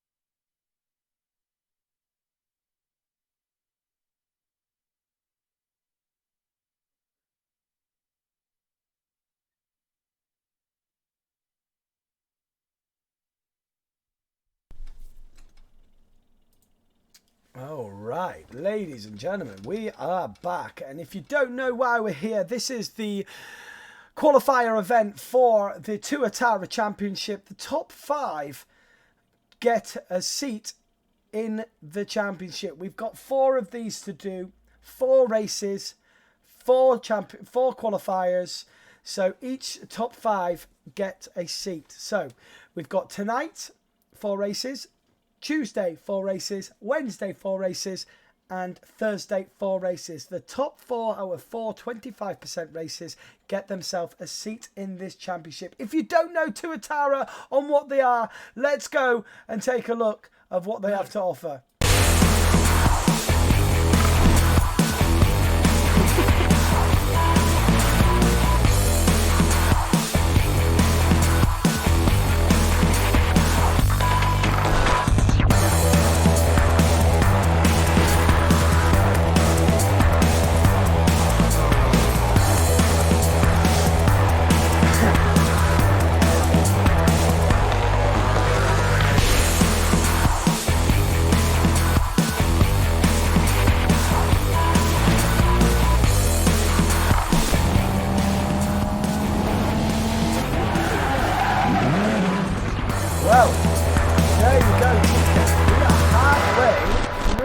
this first qualifier event. Chris then leading the way with 29 points. Mansu in second with 28. Carlson in third with 26. Sam on 26. Warple on 17. Pro Racer Eric 16, 15, 40, 12. Oyster. Ryan Chiv is still in this as well, although he DNF'd in that last race. But God knows what went on in that last race. And I think everyone needs to really start knuckling down here and thinking about the long game here. The 2 races left, Japan and Silverstone. Who's your money on? It's so close. Carlson obviously having a poor race there in Jeddah, but he's still up there in the top 3, only 3 points off the lead. So I think my money's still got to be on him. Indeed, and that's what it is. You can finish with no points like Carlson did there, but because he had a great race in that first race, still up there, 26 points. Anything could happen. Any of these top boys like Carlson can finish outside the points if they do make an incident or something like that. There's all to play for. Jack Hawkey, though, is the big surpriser for me. He's got 2 races here now. I believe he could still make it. Yeah, obviously, I think there's still, 52 points at stake maximum. So, he could still come in and win this. Indeed he can, but Jack Hawkey needs to get a move on and get himself in the points. Remember, the top 5 at the minute, the cut-off is 17 points with 2 races to go. Let's ready up then and get ourselves into the second half of this championship, this qualifier championship on race 3 here at Japan. Yeah, definitely 2 drivers down as well. Obviously having a little bit of I don't want to say rage quit, but sulk. Not far off it. Sulk. Little bitches, that sulk. And the thing is, guys, like the emotions that go through, we get it. We get the emotions, but, just finish the 4 races because you'll go to bed, you'll have a sleep, and you can then go and qualify for that other. You could sign up for another qualifiers. If you're just going to rage quit and go out, you're going to go to bed, wake up, and then you're going to go, oh, I wish I finished it. Because now, if you leave the race, if you leave halfway through, you don't get another chance to qualify, and it is sad. But that's just the way of the world sometimes, and the way that. I mean, I would have done the same. I mean, I remember when I was 14, 15, I would have done the same. I probably would have broke the F1 game if I and left and quit the game and deleted the game. Like, I was terrible.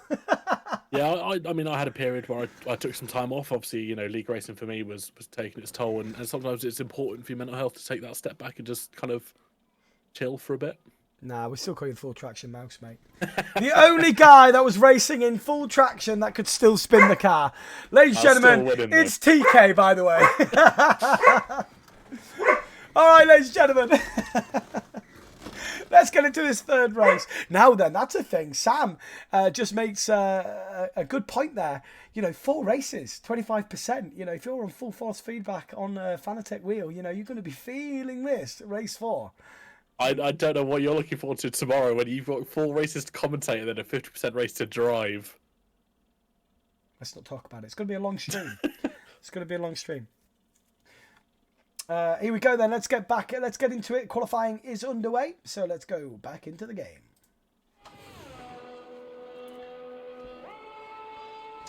So then, Sam is currently up there with Chris. Chris, very consistent driver is our TGD Chris, isn't he? Yeah, 100%. Sorry, yeah, really consistent driver, especially during qualifying. I think I was saying this about Carlson. His race pace is normally better than his qualifying, but both of them battling for top spot here, 1 and 2 respectively. Jack Hawkey then needs to get a move on here. He's down in 9th place, but he's got to get some points. He's got to get some decent points in this race. He's one of the fastest guys, I would say, when he comes down to the race. But he's got to pick up points here, hasn't he? He's got to get at least 15 points, hasn't he? Yeah, I think realistically you've got to be in that top half of the top 10 for the next 2 races to be able to kind of make it qualify. I think if it was me, I'd be looking to sit pretty and maybe qualify in 3 or 4 later on in the week. Well, Sam then just misses out on the race a win on the last one to Chris. Chris got a bit wobbly. He's now down in 13th. He's got a lot of work to do. Our championship leader at the minute, down in 13th. Out. He's got some work to do for this race. Yeah, I wonder. He's DNF'd that. Sorry, not DNF. Disqualified his lap. Probably for track limits, which is why the game's put him so far down. He'll probably cross the line first, but unfortunately the disqualification of the lap will put him further down. And yeah, there we go, 15th. And there we go. Ryan Chiv not messing about this time. Olsen 14th as well. Yeah, so we've got a lot of the guys in the top spots that have in their qualifying positions out of the points, starting right at the back. Ryan Chiv, currently on 0 points in the championship. Oh, he's on 11. He's on 11 points, and he has got a pole today. Great lap. Damn. Yeah, so good pole for himself. That's a nice few points that he'll be wanting. And yeah, he got to get a good start here. Japan's such a technical track that you can't make a mistake here. There's runoff, but you'll lose so many positions. Yeah, I mean, a lot of people make mistakes in that Sector 1, don't they? The car really sometimes has the grip, and then other times it just loses it. It's really difficult to have that throttle control through Sector 1. So that's where a lot of drivers get caught out here at Japan. And that's why I wanted to put it into this championship, just to keep that consistency and have a look at the drivers from that perspective, you know? Yeah, I really like Suzuka. It's one of my favourite tracks. It's going to be my birthday this weekend as well, or this year.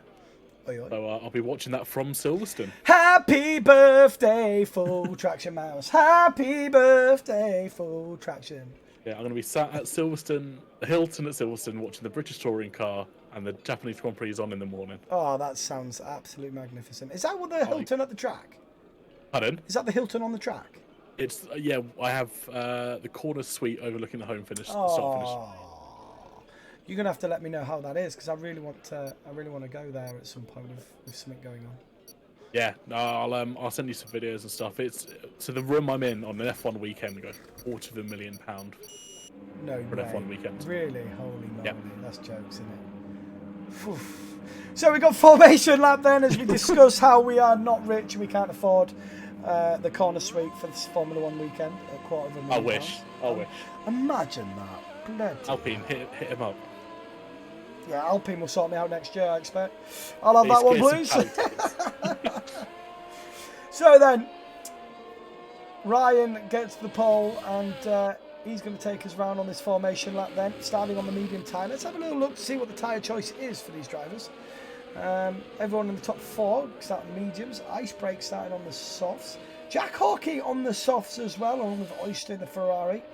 And Flix Draco, Field, Pro Track Racer, and Carlson, Chris, all on the soft compound tyre. Keep an eye. Flix Draco. Who have we lost on the Red Bull then?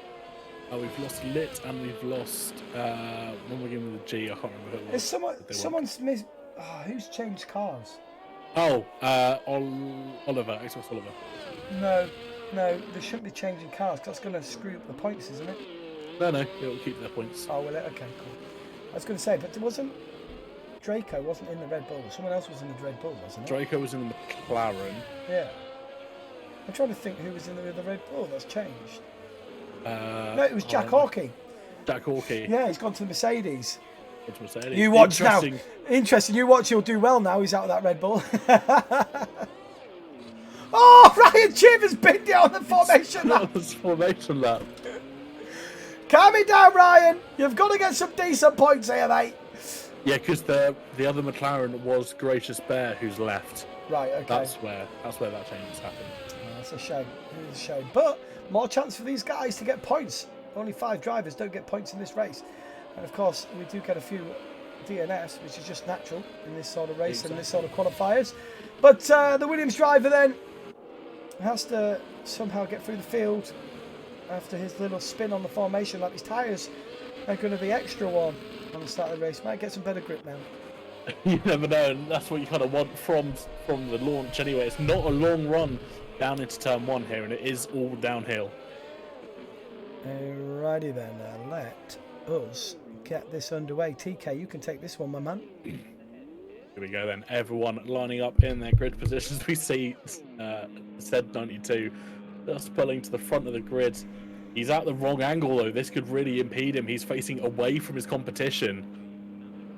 But here we go then. The lights are counting down. We've got 3, 4, 5 red lights. There will be a short pause. And away we go here for the Japanese Grand Prix. Z92 gets a good pull away. So does Eric. Eric's already alongside as we head down into turn 1. He has the inside as well. Will he be given the room to go down the inside? Yes, he does. There's contact between the two of them, but they've kept it fairly clean. Z92 runs wide. That's leaving vulnerable to the Ferrari of Mansu as well. And Mansu gets a position done. Williams just dropping positions here, left, right, and centre as we manage to recover and save P3 as Sam almost on the back of him as well. But a good battle going on further back as well. There was contact there with the Alfa Romeo, the Alfa Tauri at the bike. Icebreaker down in 14th. Could have need a wing change here as we see Carlson coming up the form of the grid here, up into 7th place. As we see a Williams go very, very wide. Well, it was the Alpine of Pro Kart Racer managing to recover it well and not actually hit anyone on his re-entry. Bit of a dangerous re-entry if you ask me, but does well to recover back onto the track. We've got side-by-side action here with the Red Bull and the Alfa Romeo then.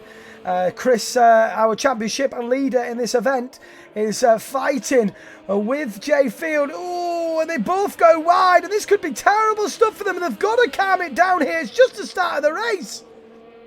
Yeah, really, really aggressive driving to start with. Jay Field dropping down to 13th already. Actually, now down to 14th as Sighted in the Haas gets past him. And they've just got to settle down a little bit. Flix Draco, I think, has maybe left. He's not in the session. He's ghosted, so I'll try and get him back in. Yeah, you invite him back in. He's got to get some points on this one, does Flix? I don't think I actually have him. Right, oh, okay, I'll do it, buddy.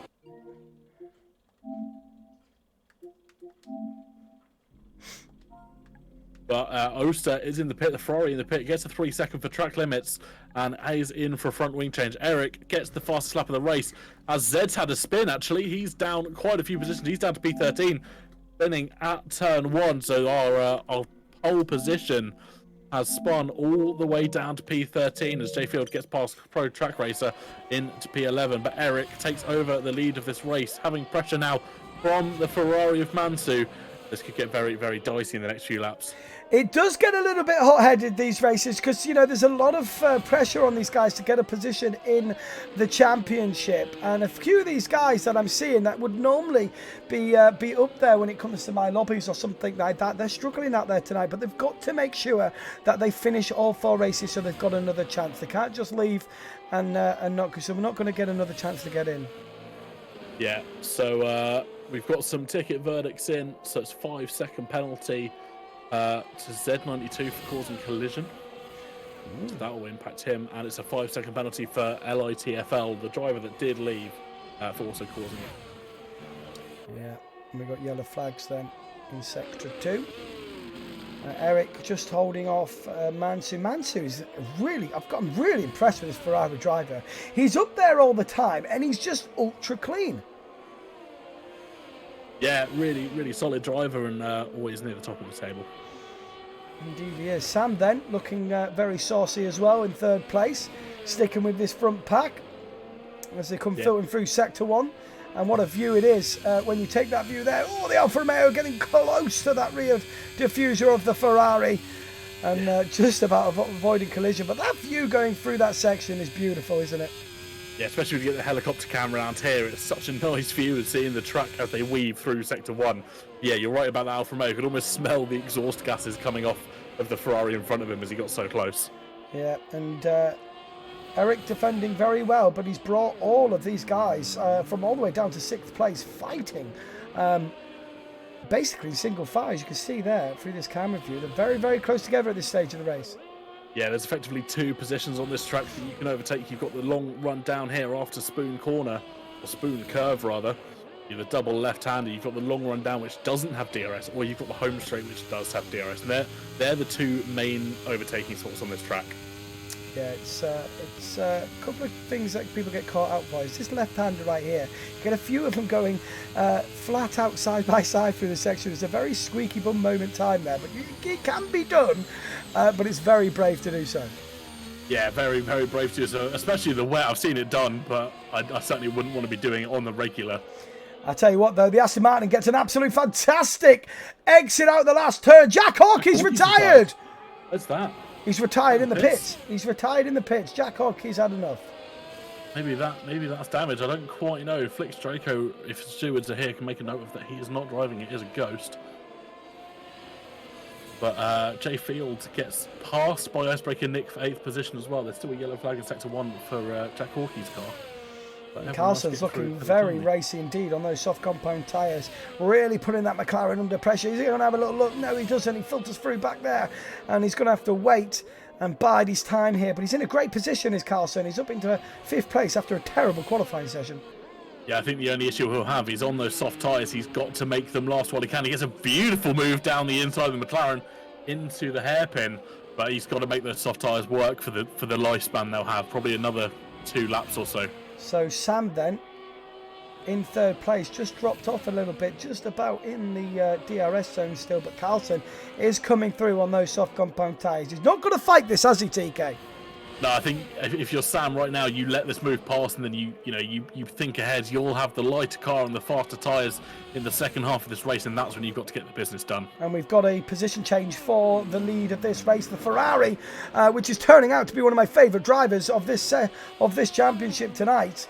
It's got the lead of this race, and Eric is in P2. The 2 Aston Martins doing very well then at the minute. Now look at this, and Carlson very, very close to Sam. But no way through here to turn 1. Just didn't have it. I wonder how much ERS Sam's just burned there on the straight to prevent that happening, but it just didn't look like Carlson had the straight line speed to make the move there. Maybe he's gone for a bit of a safe setup, a bit more downforce, playing it safe. He's in a great position as Carlson to get himself a seat once again in the Tuatara Championship. Competed last year and did really well on multiple occasions. He did. He was a good little racer, wasn't he? Oh, gets really wobbly in sector 2 there on the right hand as Sight is retired. That is on the S-curves. If we hop on board with Chris, we'll be able to see his car on the right hand side as he comes around the left-hander here. It looks like his car's just kicked out maybe over the gravel, and that's where he's lost it on the right hand side. And Sighted, there we go. There's absolute carbon fibre all over the track, and that has brought out the safety car in this race, which I will say has worked out perfectly for Carlson on those soft compound tyres. Yeah, really, really played almost to perfection on the lifespan of those tyres. We'll have a couple of laps on the safety car now, and that'll get those mediums into the perfect operating window for him to finish the race on them. But how long will the softs last here? Because people lap 4. I mean, you could go on the softs now and they'd last. I reckon you could, yeah, because Japan's quite it's a tyre intensive track. Also, you've got the sector 1 that really kills them, but then the rest of the track you can settle down and conserve a little bit better. We're currently on lap 5. I think the Tuatara thing covers the lap count. Yeah, I might actually move this a little bit. Pull it up a little bit. Yeah, we'll be able to, I think, maybe.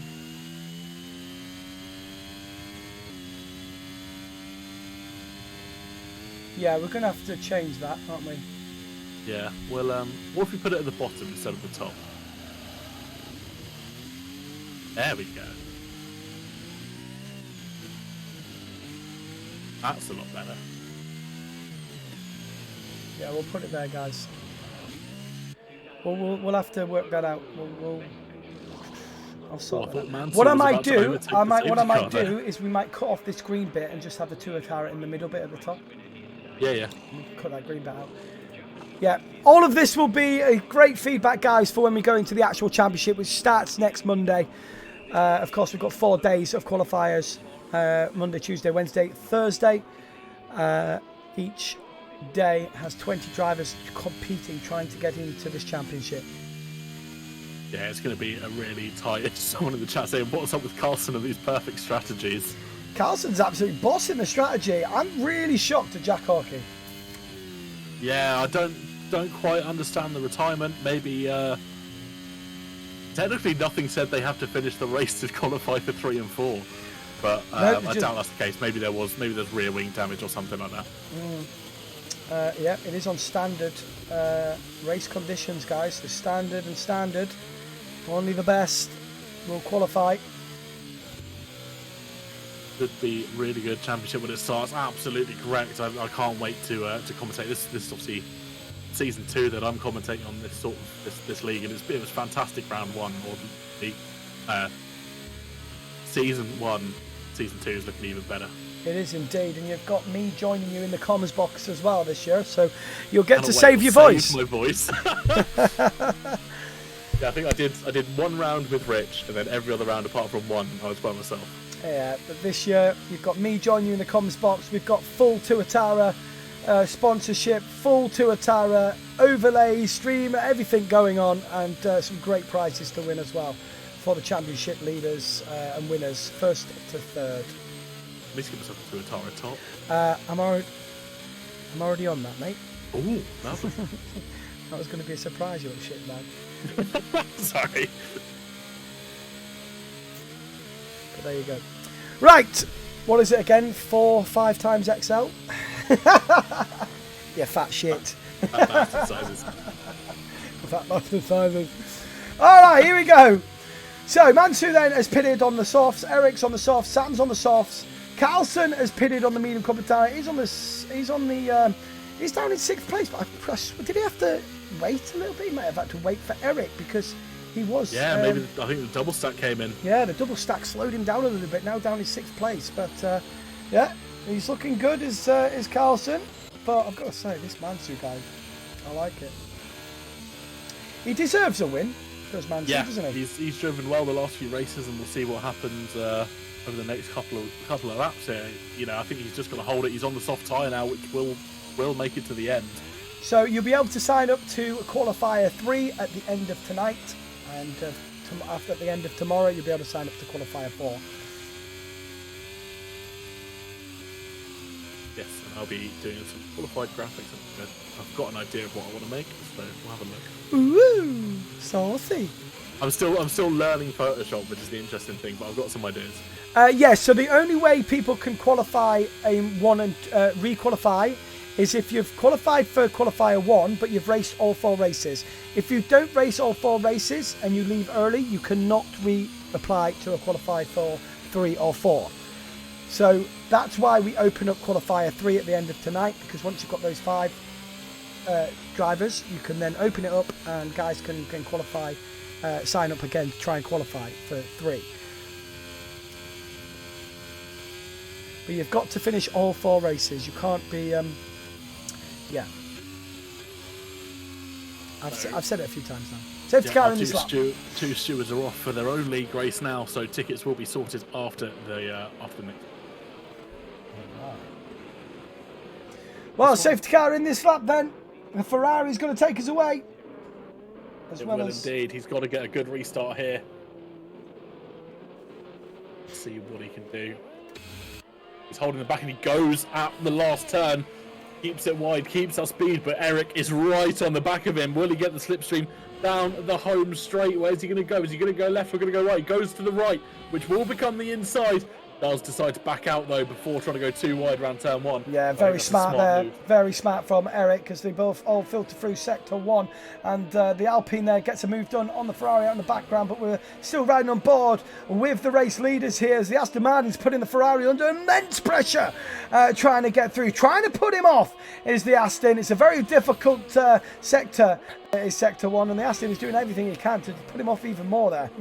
Yeah, he was essentially pushing the Ferrari through there. He was telling him to go faster and hoping that he'd make a mistake. Ooh. But Mansu driving so coolly up front. The Alpine then of Pro Track Racer has gone wide. And down in P12 at the minute, we've got J Field coming having up. A good little battle there for 7th and 8th, and Field just holds on to it, defending from the Red Bull driver. Yeah, J Field have been 7th, Carlson in 6th then. He's been dropped a little bit as Carlson from Xbox Culver. Maybe he had a bit of a defensive display he had to do there, but I think that's just the mediums not firing up as quick as those softs have. But obviously he's still got 5 or 6 laps to go, and that'll be where he comes into his own. Probably lap 12 or 13 is when that crossover period between the softs and the mediums will happen. Exactly. Yeah. Sorry, I forgot he was on the medium tyre. That's going to be interesting towards the end of the race. Then, if he can stick with this pack. Oh, look at this! Chris dives down the inside of Field as they come into the final chicane, gets the move done, and just squeezes past the Alfa Romeo driver. Fantastic move. And then he actually goes wide down the home straight to try and break that slipstream. Yeah, keeps that position then into turn 1. 7th place then is the Red Bull, and looking pretty handy as well. Yeah, that's what he needs, just some points, as we see more penalties happening as people further down the field are getting track limits. 9th down to 12th have all got penalties here. Yeah, that's something that does, take into consideration when it comes to the championship. But I've got to say, this year, there's not been many penalties on track limits. So it's good to see. Yeah, not so far. I think they've managed to get the track limits a little bit better than they were in F1 22. I remember they were so sensitive last game. Oh, that's contact between Culver and Walpole. As Walpole goes just after the collision, and actually I think that allows Carlson to get through him and gain 4th position. And Culver and the McLaren driver of Wapple battling out. The Mercedes goes a little bit wide, but closes the door on the McLaren. The McLaren's going to get a better exit though. He's going to try and get a move done here. And all the while, Chris then is now joined this trio battle. The McLaren goes to the inside of the Mercedes. Is he going to get a move done? Yes. But is he going to lose two moves in one here? Positions in one, sorry. And he doesn't. He goes defensive, holds that position, but he's going to go to the inside. Is the Red Bull round to the outside? Oh! Really close racing, but almost on the edge of leaving space there from the Red Bull driver. Yeah, really good move down through 130R, and then actually Chris as well getting the squeeze into the chicane and just leaving enough room and just recovering as well as he was squished to the outside. So Sam, riding on board with Sam, the Alfa Romeo, currently in third place and really on the heels of Mansu. Eric's back in the lead of this race, but sitting there patiently is Carlson on those medium tyres. Yeah, he's making his way through the field, and like I said, this is probably the crossover sort of period between the two tyre compounds, and this is where he's got to make them work. Indeed he does, and he's really closing them in now, within 6/10 of P3. But of course, every single driver here, all the way down to 10th, is within a second of each other, so a lot of positions could change here towards the end of this race. Yeah, all still to play for as well. Obviously, I think that there's about 3.5 laps of racing left. Eric's not pulled away enough to be able to get that position that he wanted, so he's still under threat from DRS, which did get activated at the end of last lap, so he will be under pressure at the start of this lap. But Alster's retired from P5 at the exit of the spoon curve. What happened there to Oyster? Oh dear, he says. He's just on the left-hand side of the race, left-hand side of the track. Safety car! It's brought out the safety car on lap 10. This is crazy. No. That has just ruined Oyster's chances to get up into more points. And we've got some last-minute pit divers in here. Yeah, the soft tyres. If you're not on the soft tyres now, you've got to go on them, especially if you're lower down in the grid. But it looks, his car was on the left-hand side as you exit spoon curve, so maybe it's got a little bit unsettled. And it's obviously rear. I think my helmet came off with that crash, he says. Oh, Oyster, you've got it all to do now at Silverstone for the last race of this qualifier championship.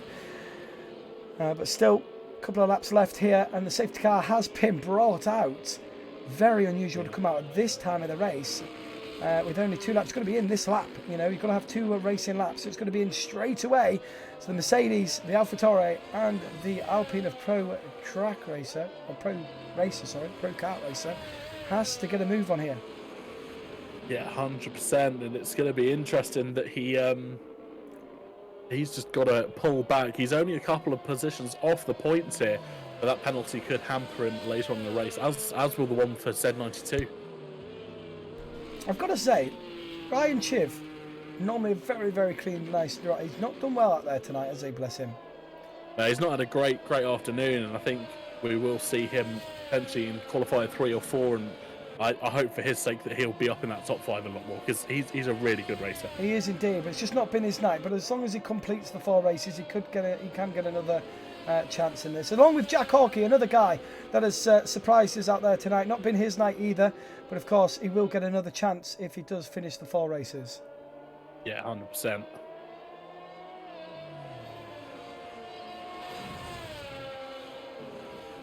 Remember, only 5 drivers can get in. Safety car in this lap. We're going to have 2 laps of racing. It's going to be absolute all guns blazing, pedal to the metal with no DRS. It's going to be 2 laps of complete and utter race pace and management of that ERS.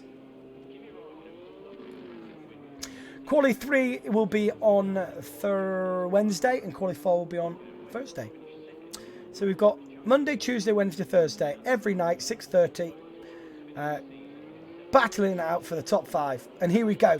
Eric's got to lead him away again, and he goes, and he goes, and he goes. And I tell you what, the Ferrari of Mansu, seen that one coming. He's already, before he reaches the line, on the back of him. Is he going to make a move here?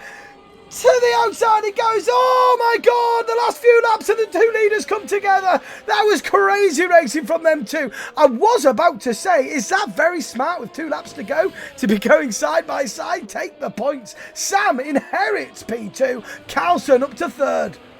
Yeah, you've got to be sensible there. Don't try and move around turn 1, especially round Suzuka. You know you're going to be pushed out wide and does punish you a lot. The grip level does drop off as you come around turn 1, and he's now lost out 2 positions to Sam and Carlson, and that's going to be some valuable points for him. But fortunately, oh my days, someone's just gone really wide, and that is Ryan Chiv. Ryan Chiv has just gone extremely wide. He's just not having a good time out there tonight, is he? Xbox retired. Culver's retired. Culver's retired as well. That's on... No, that was off the track. I don't see what happened there. And we've got 2 laps to go, and Sam is got a bit of an Aston Martin sandwich here. He's just got to keep it together, Sam. He's in a great position. You've got Carlson on the medium tyre now. Like you said before, that medium tyre will have to come into play now. Those softs are going to be screaming at them. So, I don't know, Sam. Just don't bottle it too much. Keep it cool. But look at him. He's wanting this race win, isn't he, TK? Yeah, he absolutely wants this. He's almost pushing the Aston Martin through this final chicane. As we come on to the last lap, there will be no DRS, of course. But it will be interesting what happens. They run down into turn 1. Will Sam do the same that Masu tried last time around? He does. He's going to go round the outside. Eric pushes him wide, but he just doesn't break. And he goes around the outside. Absolutely fantastic. What a move! What a move from Sam. I was actually on board with Chris, because Chris gets himself ahead of Mansour as well. But my gosh, just clicked onto Sam right at the right moment, going around the outside. And Eric's has gone from 1st to 3rd. Yeah, Carlson taking advantage of his teammate, almost having to back out into turn 1, and that puts him right on the gearbox of our current race leader. Those medium tyres are really working for him now, as we have half a lap of racing to go as we head into the hairpin. He's just got to keep it close. He knows when he can make that move. He'll probably have the better straight line speed down the back straight and through 130R, and that's when he's got to make his move with the slipstream assistance. Well, Mansu then gets back ahead of Chris Dew, and Chris Dew loses 2 places in one here. Icebreaker up to 5th place. Sam then has got to hold on for the last pace of this lap. Can he do that? He gets a little bit of a wobble though. Carlson is right on the back of him. Sam's got 32%. He's going to be using every single bit here, but he could be a sitting duck. It's Carlson. What is he going to do? He goes a little bit wide there. They've both run out. He goes to the inside. It's late of the late breakers here. It's going to be side by side for the last chicane of this race. Can Sam hold it? He does. He's going to cross the line. It's Sam who gets a win here in Japan. Fantastic racing from them two. Carlson takes it. What? How? Sam was weaving to celebrate. Carlson went down the inside and took it. No way. Sam, you've... Sam was weaving to celebrate, and Carlson dove down the inside with his extra ERS and takes the position. Oh my God. Sam, what have you done? He misses out on a P1 by 12 inches in the last race, and he misses P1 because he's weaving on the road. Jesus Christ. Talk about celebrating too early. Sam has just learned what that means. Really, really harsh. He's weaving to celebrate the win. Sam's in the mud. Just sneaks down the inside to take it. Oh, wow. Wow. He's lost by 12 thousandths of a second. 2 races in a row. 2 races in a row he's missed out because of his weaving showboat. And I tell you what, you better qualify for this one because you're going to be kicking yourself by those millimetres. Oh, my gosh. What a race finish. Once again, 2 races in a row. It's a photo finish, ladies and gentlemen. Absolutely incredible stuff. Don't forget to take a picture of this one. That is it. Yep. Japan over and that was exciting, wasn't it, towards the end? That was a fantastic race. That was brilliant stuff. I have no words to describe how Carlson's managed to go from P13 to win that. He was cooking, mate. He was cooking up something special, wasn't he? He was cooking up some Swedish meatballs, and boy, did he serve. He did indeed. Isn't the Swedish like famous for their puddings, like their desserts? Swedes are or is that Danish? Danish. It could be Danish, yeah. My mate's mom is Danish, and she made some like these chocolate truffles, like some Norwegian truffles or whatever. And I'm like, whoa, dude, these are crazy. I've got family in Sweden, and some of the food there is spectacular. Yeah, should we just all move out to Sweden because Great Britain's just fucked, isn't it? Putting it bluntly, Carlson takes back the lead of the championship on 52 points. I said it could happen. Yeah, Carlson then back in the top spot. Sam looking pretty in second. But let's have a little look. Look. So anyone below J Field cannot currently qualify. So J Field, Gulver, Sighted, Hawkey, all can't qualify, but they have to complete the race. Otherwise, they can't qualify. They can't sign up for the next qualifier. So it's important that they do race. And then, of course, you know, if they've got some arch enemies out there, what better way to finish ahead of them and maybe stir the pot a little bit when it comes to who qualifies in this race. But yeah, look how close it is. It's very close, isn't it? We've had a few drivers leave as well, so that's not good for them. Who's left? We'll work that out afterwards. Hold on. We'll give them a chance to. We'll invite them back in. We've got to give them a chance to get back in. But if they do not, they will not be able to sign up. So make sure you keep a. I did say to English Dave to keep an eye on who leaves because we need to write them down because they will not be allowed to sign back up again. That is the rules. We'll be able to see who doesn't do a race, will we? I'll take a photo at the end when everyone comes back. Yeah, so the guys that have left, they're the guys that cannot come back in. Yes. Yeah, that's the one. So we'll invite them back in for a minute and see if they come back in. We'll go for a quick intermission, probably about 1 minute intermission, 2 minute intermission for people to upload any tickets into the stewards. And we'll be back very, very shortly for the last race of the first qualifier session. And we will have our first top 5 that get into this championship. Back in a minute. Let's have a look at who left.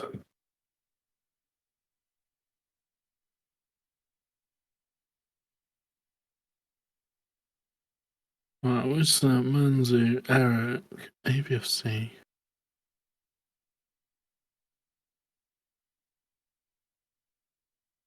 So J Field's there. So 92's there. Xbox Culver left.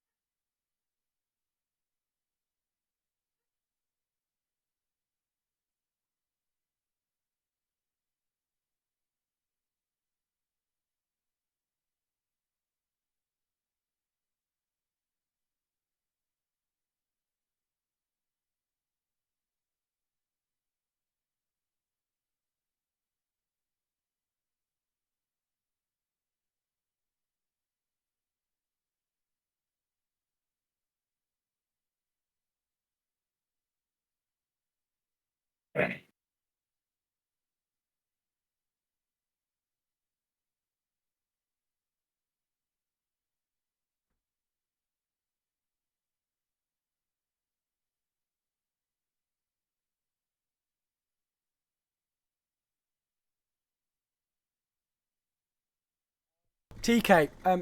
Hello. Welcome back, everybody. Welcome back. Sam, not TK, Sam, that one's going on. That one is going on. That one's going on. All right. It's the Tuatara Qualifiers. This is what Tuatara is all about. It's a sim racing world. Sim racing club, sim racing socks. Everything sim racing.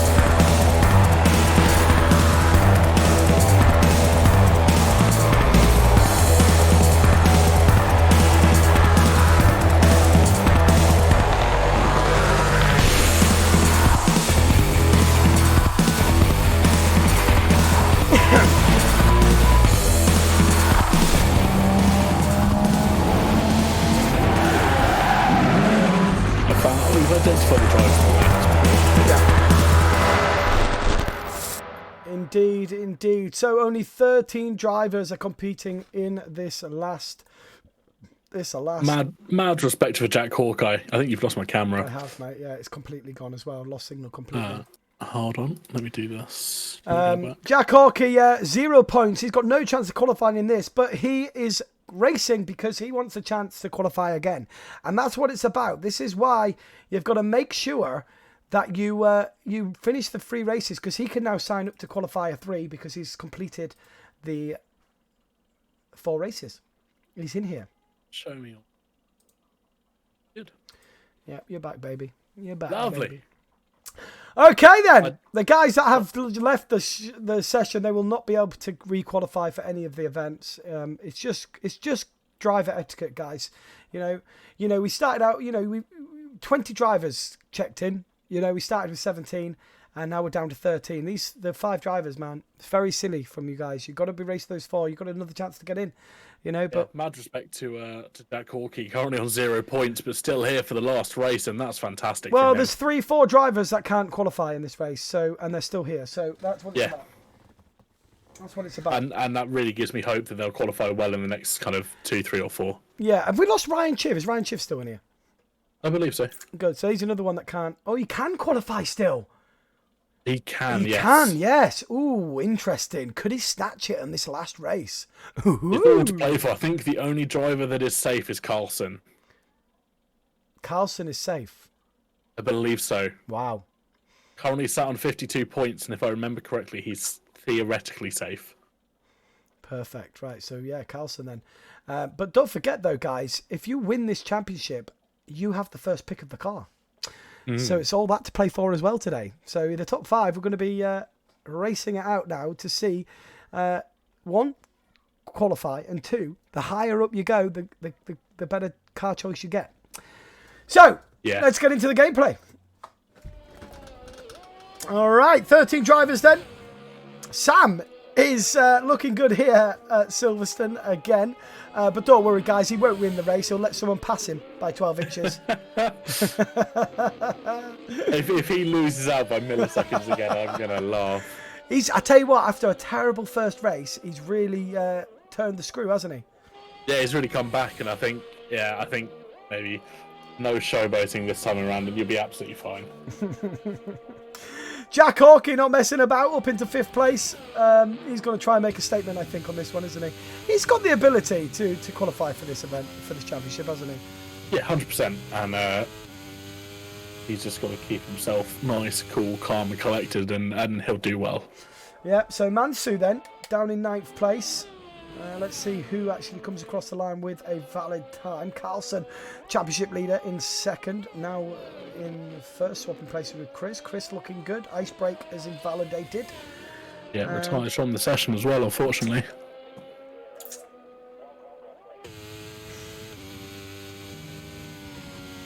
And I think it was Chris that came across the line first. I didn't actually get a chance to see.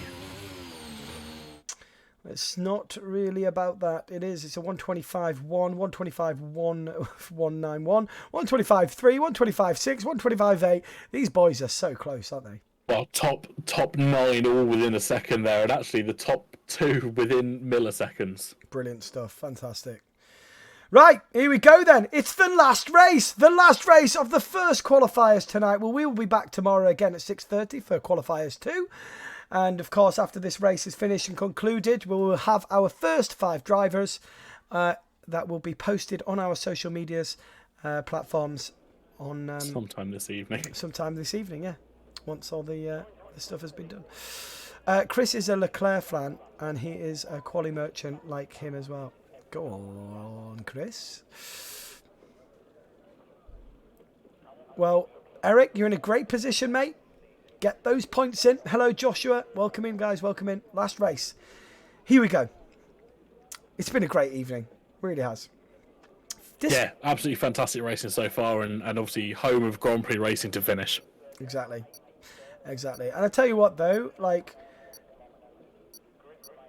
only slightly annoyed with a couple of guys that haven't turned up and left. You know, it does make a big difference, but I suppose that's how it goes sometimes. People can't handle their emotions, you know, and they lose out. But the guys that are here are wanting to qualify for the first 5 cars in the championship. 13 drivers racing here today on this last race. And still it's all to play for. It is. Yeah, Jinx. still all to play for. Jinx! Yeah, still all to play for, and obviously, even if they don't qualify today, if they finish this race, they've still got 3 more opportunities to qualify, and I think that's what a lot of drivers are playing for here. Indeed. Look at Ryan. Ryan is an outside chance of qualifying, but he could come out of nowhere here. He really could. Is he spun it again? Has he? He has! He spun it again! Are you sure it's Ryan that's driving, not his younger 8-year-old brother or something? What's going on with him tonight? He's to his 8-year-old brother for the formation lap. Because he's only spun under safety car, under formation lap. Paddy, he bigging himself up in the party now. What party? Chris. Oh, is he? Go on, Chris. Yeah, because he's put Chris. It's not cockiness, it's confidence. Go on, Chris.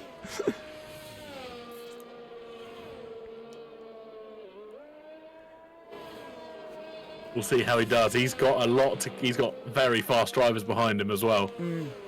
Indeed. I'll tell you what, Joshua, pay me 20 quid a stream. I'll do it for you, mate. Right, here we go. Chris. It's a long track, actually. You take for granted how long of a track this is. I mean, walking round it, Silverstone this year, was... you end up walking around the track about 3 times a day, and it's okay. Yeah. Trying out different spots like when you're on general admission. Okay. The Red Bull driver of Chris then. He's going to get this race underway once he gets onto his spot.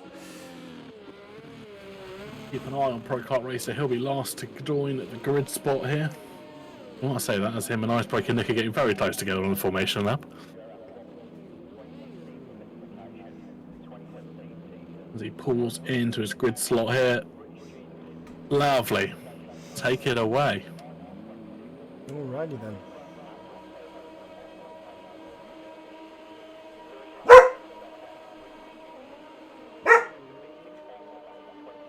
And the Red Bull gets a really good start then. Carlson on the rear end of the Red Bull. But look at the Williams driver of Ryan going side by side with the Mercedes. I do apologise for the dog there. I just sorted it out. If you could take it away, Chris. Yeah, no, Chris keeps his lead, but it's going to be Jack Hawkey and Sam battling out. Sorry, Carlson and Sam battling out. Jack Hawkey's got a great start up to 4th as well, but Carlson and Sam going side by side here. Carlson keeps P2 on the medium tyre, but Sam's after him on the softer compound, red water soft tyre, and makes the dive into the left-hander. He's gone the softer compound and making it work for him. Chris, however, is using all the advantage here of his good start rather on the soft tyre to pull away, gained 6/10 already. Jack Hawkey is getting up there into the battle as well. He's passed Z92 and got up into the battle side by side with the Williams and Jay Fields. And I think someone's gone round. It's A.F. Wapple's gone round in the McLaren. I think he came together with Jay Field, but we've got no time to rest here because the guys are coming through Mackett's and Beckett's. And right side by side, we've got the Ferrari of Oyster right on the rear diffuser of Icebreaker. He's going to make a move. He gets a really good exit here. Let's have a look on Ride on board. But look ahead. We've got 3 wide going into Stone Corner. How are they going to get through there? They all do somehow. And a little bit of contact there from the Aston Martin to Williams. And that has put him under pressure. Whoa, the Ferrari had to back out of that massively.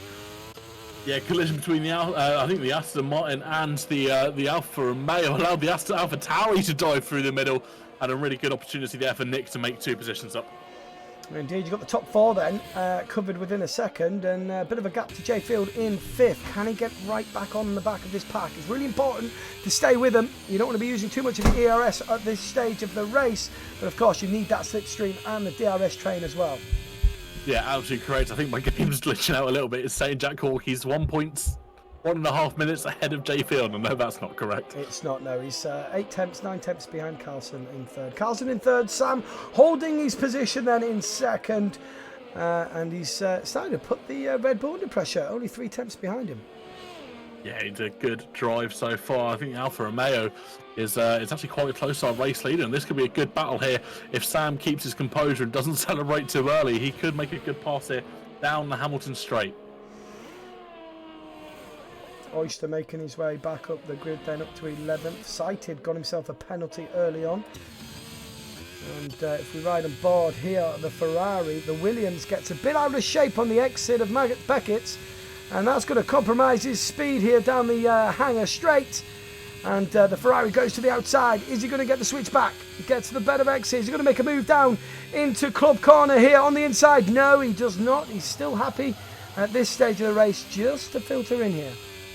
Yeah, he's done a good move there. He's just biding his time, both on the same tyre, so no tyre advantage for him. But the Williams does make a mistake there, goes too much on the inside of the final turn. And that will allow the Ferrari to get round on the outside, down the home straight. An absolutely great move there by Mansu. Indeed it was. He didn't need a second invitation to get that position. Mansu up into 8th place then, and right on the back of the Aston Martin and the AlphaTauri, who are battling it out for 6th place at the minute. Yeah, DRS enabled on this lap as well, so both of them have it. Aston Martin probably got the better exit though out of the turn, but just gets down the inside. Probably doesn't have the corner yet, but does now as he late brakes a little bit. Pushes, or the AlphaTauri runs wide. Could this allow a switchback for the Aston Martin? No, not this occasion. Just has to bide the time for now. Indeed, but with those two having a little bit of mistake there, it's brought the Ferrari of Mansu right on the rear end of these two. And now it's become a nice little freeway battle. Going back up to the top then, Chris managing the pace out in front, but Sam back in 2nd place, 3 tenths behind. Carlson as well on the medium tyre is actually holding station right now on those medium tyres. Yeah, he's doing well, especially with the 2 drivers in front of him with the softer tyre. He's just holding on to that DRS for now, and he knows he doesn't want to make a move now. He wants to let these 2 battle it out, ruin their tyres, and then probably about halfway through the race, he'll go on those softs and be able to absolutely run away with this when they've battled it out and kept dragging him along. Indeed. Sam then is our new race leader, gets the move done just before Stowe Corner. And let's see how he controls the pace here now then. Jack Hawkey still within touching distance of these 3. He knows he's just... Oh, sorry, keep going. With these 3 battling it out, he's coming right on the back end of these guys, and it's bringing it now a 4-way battle for the race lead. Yeah, he also can sit on the back of this DRS train for a little bit, save some tyres, save some fuel as well, and just kind of follow along. He's not got much ERS though, looking at his steering wheel. We're going for a move here then. It's the Ferrari of Mansu taking a dive to the inside. Does he outbrake himself? He goes for the switchback. Does the AlphaTauri? He's going to have the inside line. Is the Ferrari through Lovefield, and he's let the Williams come through as well as the Icebreaker, but Icebreaker gets a little bit more of a better exit and reclaims that position in P8. Yeah, it does really well to defend from the Williams there, and just being forced wide in that turn left him vulnerable to the overtake from the Ferrari and almost secondly the Williams. But yeah, it does well to defend, but its rear light is flashing, so ERS is low at the AlphaTauri at the moment. Going back up to the race lead here then Sam has no answer to the DRS, and it's the Red Bull of Chris takes the lead again of this race. Yeah, a great overtake there using the DRS systems. Mansu actually he's got in the pits! Chris then, lap 4 of this race, goes into the pits, the first one to pit off the softs. Yeah, we'll keep an eye on what tyre he goes on to, but it was Mansu getting up into 6th place as well, past Eric as they came through Sector 3 as well, so great move with the DRS there as well. And, what's happened there? Chris onto the mediums, no wing change, so it's just a pure tyre change going early and making the undercut work. We know how powerful it can be on this game. It definitely can, especially at Silverstone as well. You see Oyster picking up a 3-second penalty in this final race. Z92's in off the mediums onto the softs here. Yeah, wow, he's gone early. I mean, they can do 8 laps for the soft tyres. They can do them. Let's see how he goes. Eric. Again, maybe hoping that undercut is very powerful for him in the first few laps and benefiting from it in the later stages of the race. Oh my God, that was a bit shit racecraft from them lot. Ooh. That was a little bit shit. Yeah, poor racer over there does send Icebreaker Nick round. I don't know if he's got damage himself. Maybe some wing or some rear wing damage. No, I feel like Sighted I feel as like well. Eric could have given a little bit more space through there. I don't know. It was a bit weird. Sighted has lost his entire front wing. Interesting. But anyway, moving on swiftly. Let's go back to the top. Carlson in second place on the back of Sam. Now then, is Sam gonna? Sam goes pit. He has to because he has to defend from that undercut. He does indeed. Now keep an eye then on this pit stop of Sam. Now TG Chris did pit really early. He's down in 11th place at the minute. Loads of people pitting.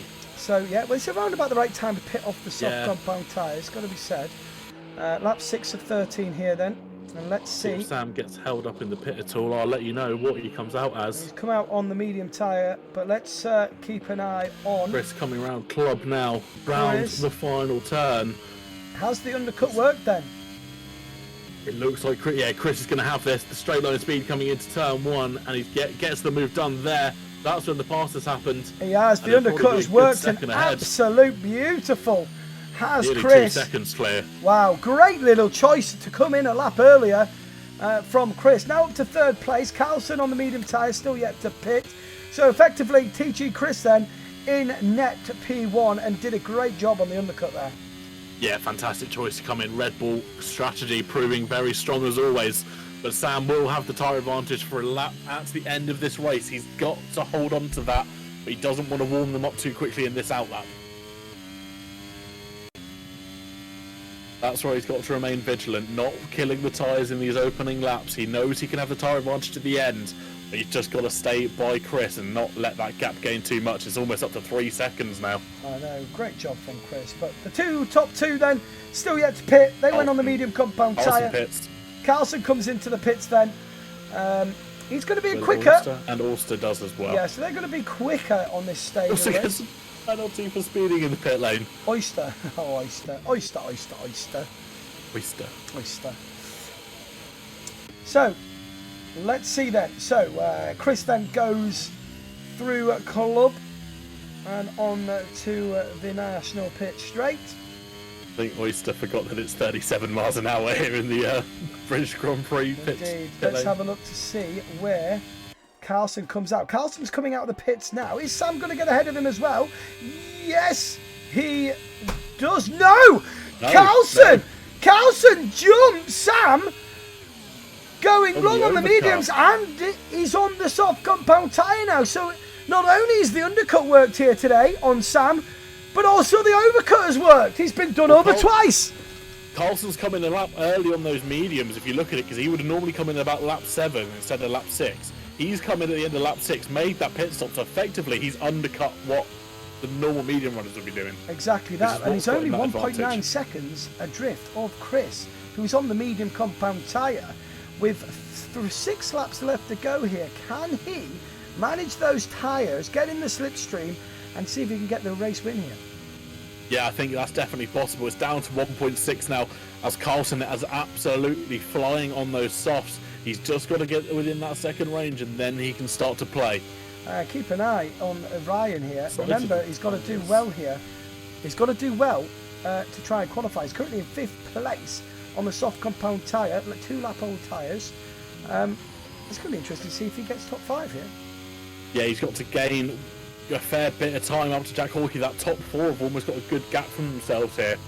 Almost racing in their own little league as things stand. But Carlson's got that gap in 1 lap down by half a second, so he is flying on the soft tyre.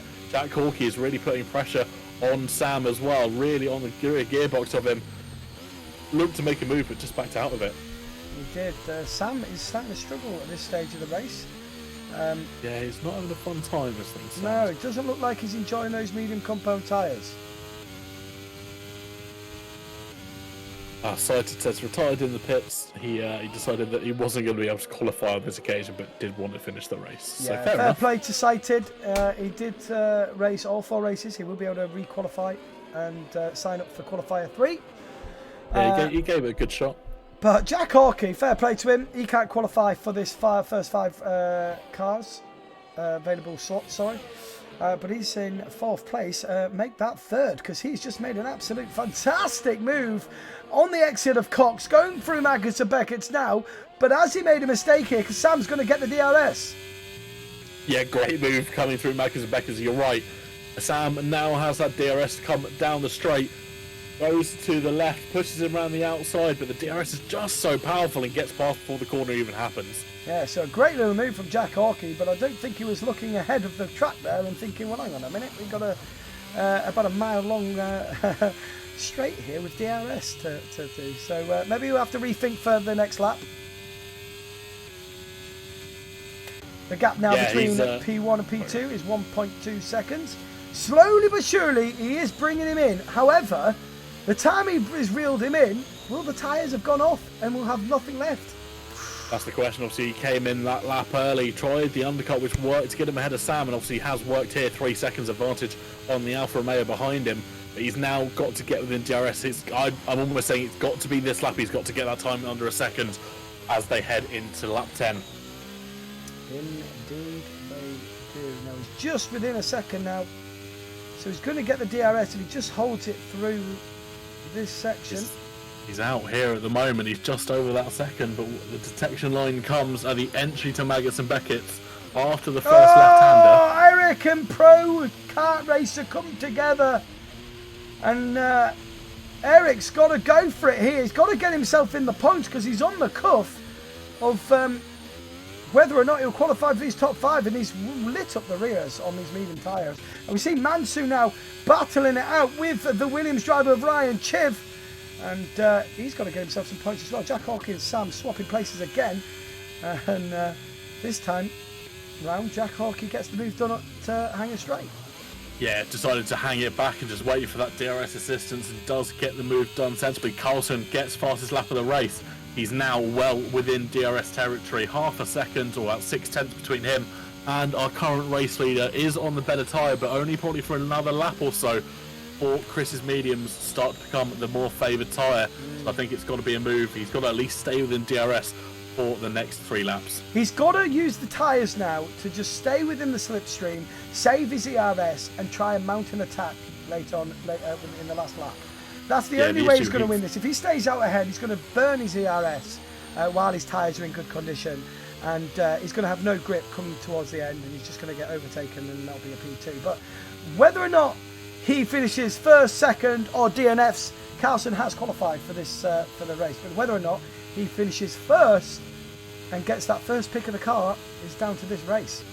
Yeah, absolutely correct. And at the moment, Chris is denying that from him. But I think Carlson, like you said, has just got to save that ERS. They're both on about equal at the start of last lap. But Carlson is regaining his, as Chris would probably be using his to try and defend from the Aston Martin.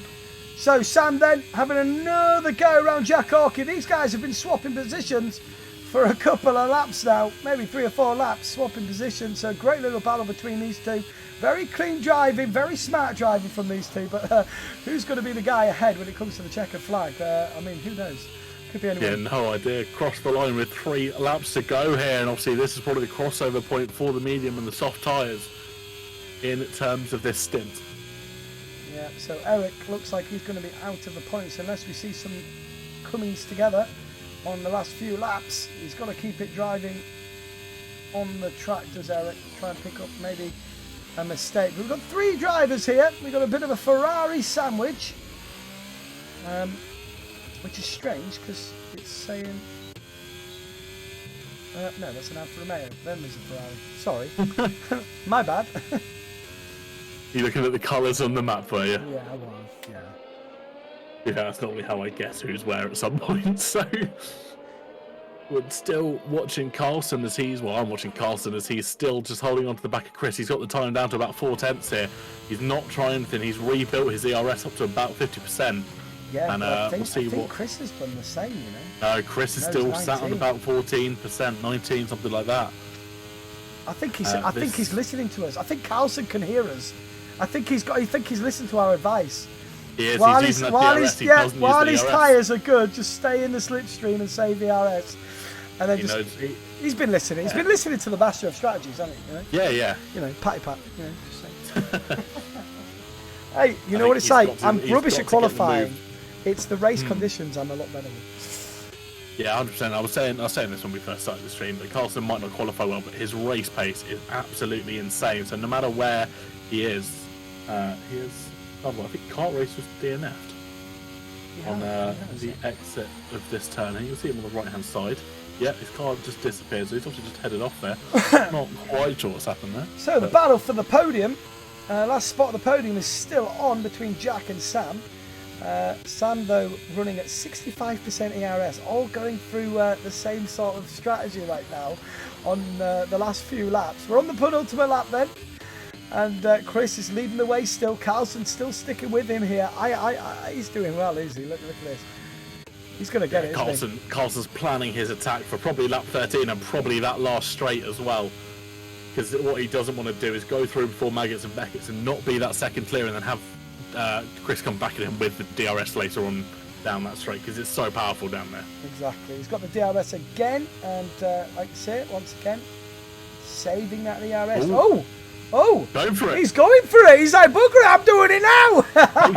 makes the very clean move, and now he's probably got enough DRS to be able to just almost do a hot lap in this car. But he's still got to pull away from Chris. He's got to pull away, but of course the DRS is so strong here. And to be fair to Chris, he has got some ERS himself to use up. I wonder if he was always planning that Chris will bring him back on this first straight and he'll get him back on that second straight. I wonder if that's what's going through his mind right now. Carlson's probably thinking, well, I've got 45% ERS here. I probably have enough here to defend on the hanger straight. But, you know, with the DRS as well and 25% of Chris, as long as he doesn't use it now, which he is, it's a little bit silly to use it now, Chris. Very silly to use it now. Yeah, this is where it's all going to come down to. No! Chris has bottled it! Chris on the medium tyres bottled it! And he reset to track, naughty. We'll let him off. We'll let him off for reset to track. But for the qualifiers, but obviously race conditions. He's just lost position. Sam now into P2. This could put Sam into P2 if he can hold off Jack Hawkey. Can he hold off Jack Hawkey? Hawkey's putting a statement down. He can't qualify for this one tonight, but he's putting a statement down. He's it's like his nerves have calmed down on the last race, and he's now putting a good shift in. RTT in the chat, as I said, quali merchant. Oh, bloody hell, Chris. What are you adding insult to injury, that is right there in the chat. Well, Carlson then is going to get the race win here. And Jack Hawkey, oh, Sam does a silly move to his side, just about saves it. And he almost screws himself over. I don't know how he saved that, but fair play.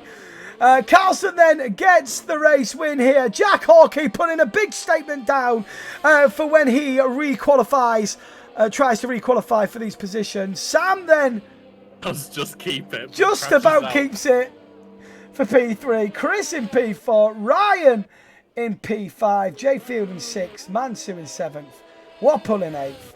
Oyster in 9th. And the last place for the points is Icebreak. Well, hell moly. Well, there you go. Insane finish there. As everyone comes across the line, we'll get a photo of the finishing order and then the points as well for us to decide. Yep, so what we'll go on now, guys, as we go back into our comms chat.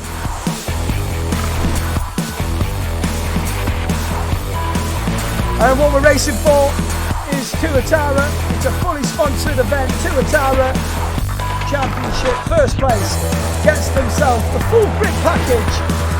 We shall see very, very shortly. Where is it? Where is it?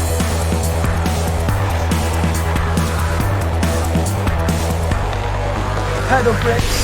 There you go, the combi grip package, the socks, the gloves and the grip pedals. That is for first place. Second place is the socks and the gloves. And third place is just the gloves. Now remember, there's no championship winners for this one. This is just the qualifier event. The top 5 out of the 4 25% races qualify for this event. And we're back in the comms box, TK. What do you think to that? Yeah, it's a really, really good finish to our event championship there. Carlson getting another 26 points.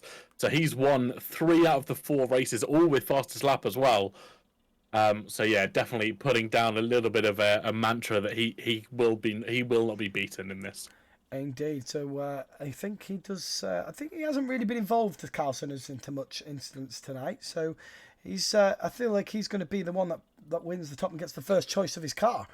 But that is the championship as it stands. The provisional top 5 is Carlson, Sam, Chris, Mansu, and Eric. Eric gets in by the skin of his teeth after not getting any points in this race. He's only just got in with 30 points. Warple just misses out, along with Ryan Chiv. Ryan Chiv missing out just as well, and so does Icebreak.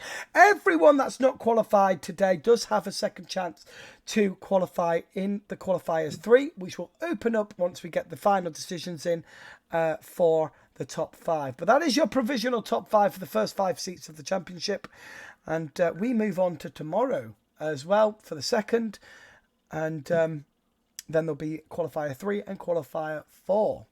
Yeah, still all to play for tomorrow again, and obviously so much more excitement. Another set of drivers battling it out to try and gain their spot in the championship. It's going to be brilliant. I feel like we've had some really good racing there. The top 5 in every race have been battling so close together, haven't they? Yeah, at the moment. Hi, Mother! He's turned his camera off. He's turned his camera. He doesn't want the Twitch to see. He's a mummy's boy, guys. He's a mummy's boy. There's nothing wrong with that, Pat. No, there isn't. There isn't. But yeah, no, it's all to play for tomorrow, and still lots to come. It is indeed. But from here and me and TK, it's been an absolute incredible first qualifier event. Thank you very much for every single driver taking part in this. And of course, you guys, sitting back watching this qualifier event. I hope you enjoyed it. I hope it's given you a taste on what the championship's going to be. Remember, top 5 for each championship. Imagine 20 of them bad boys racing week in, week out at the highest level. It's going to be incredible. With me and TK doing the comms. But for now, that was our first stream. We're going to be back tomorrow. For me, Paddy Pat is going to be back during the day. And of course, 6:30 tomorrow, me and TK are going to be back in the comms box again for the qualifiers too. Happy days. Thank you very much, everybody, for watching. From us and Tuatara, we're signing off. Goodbye. God bless. Goodbye.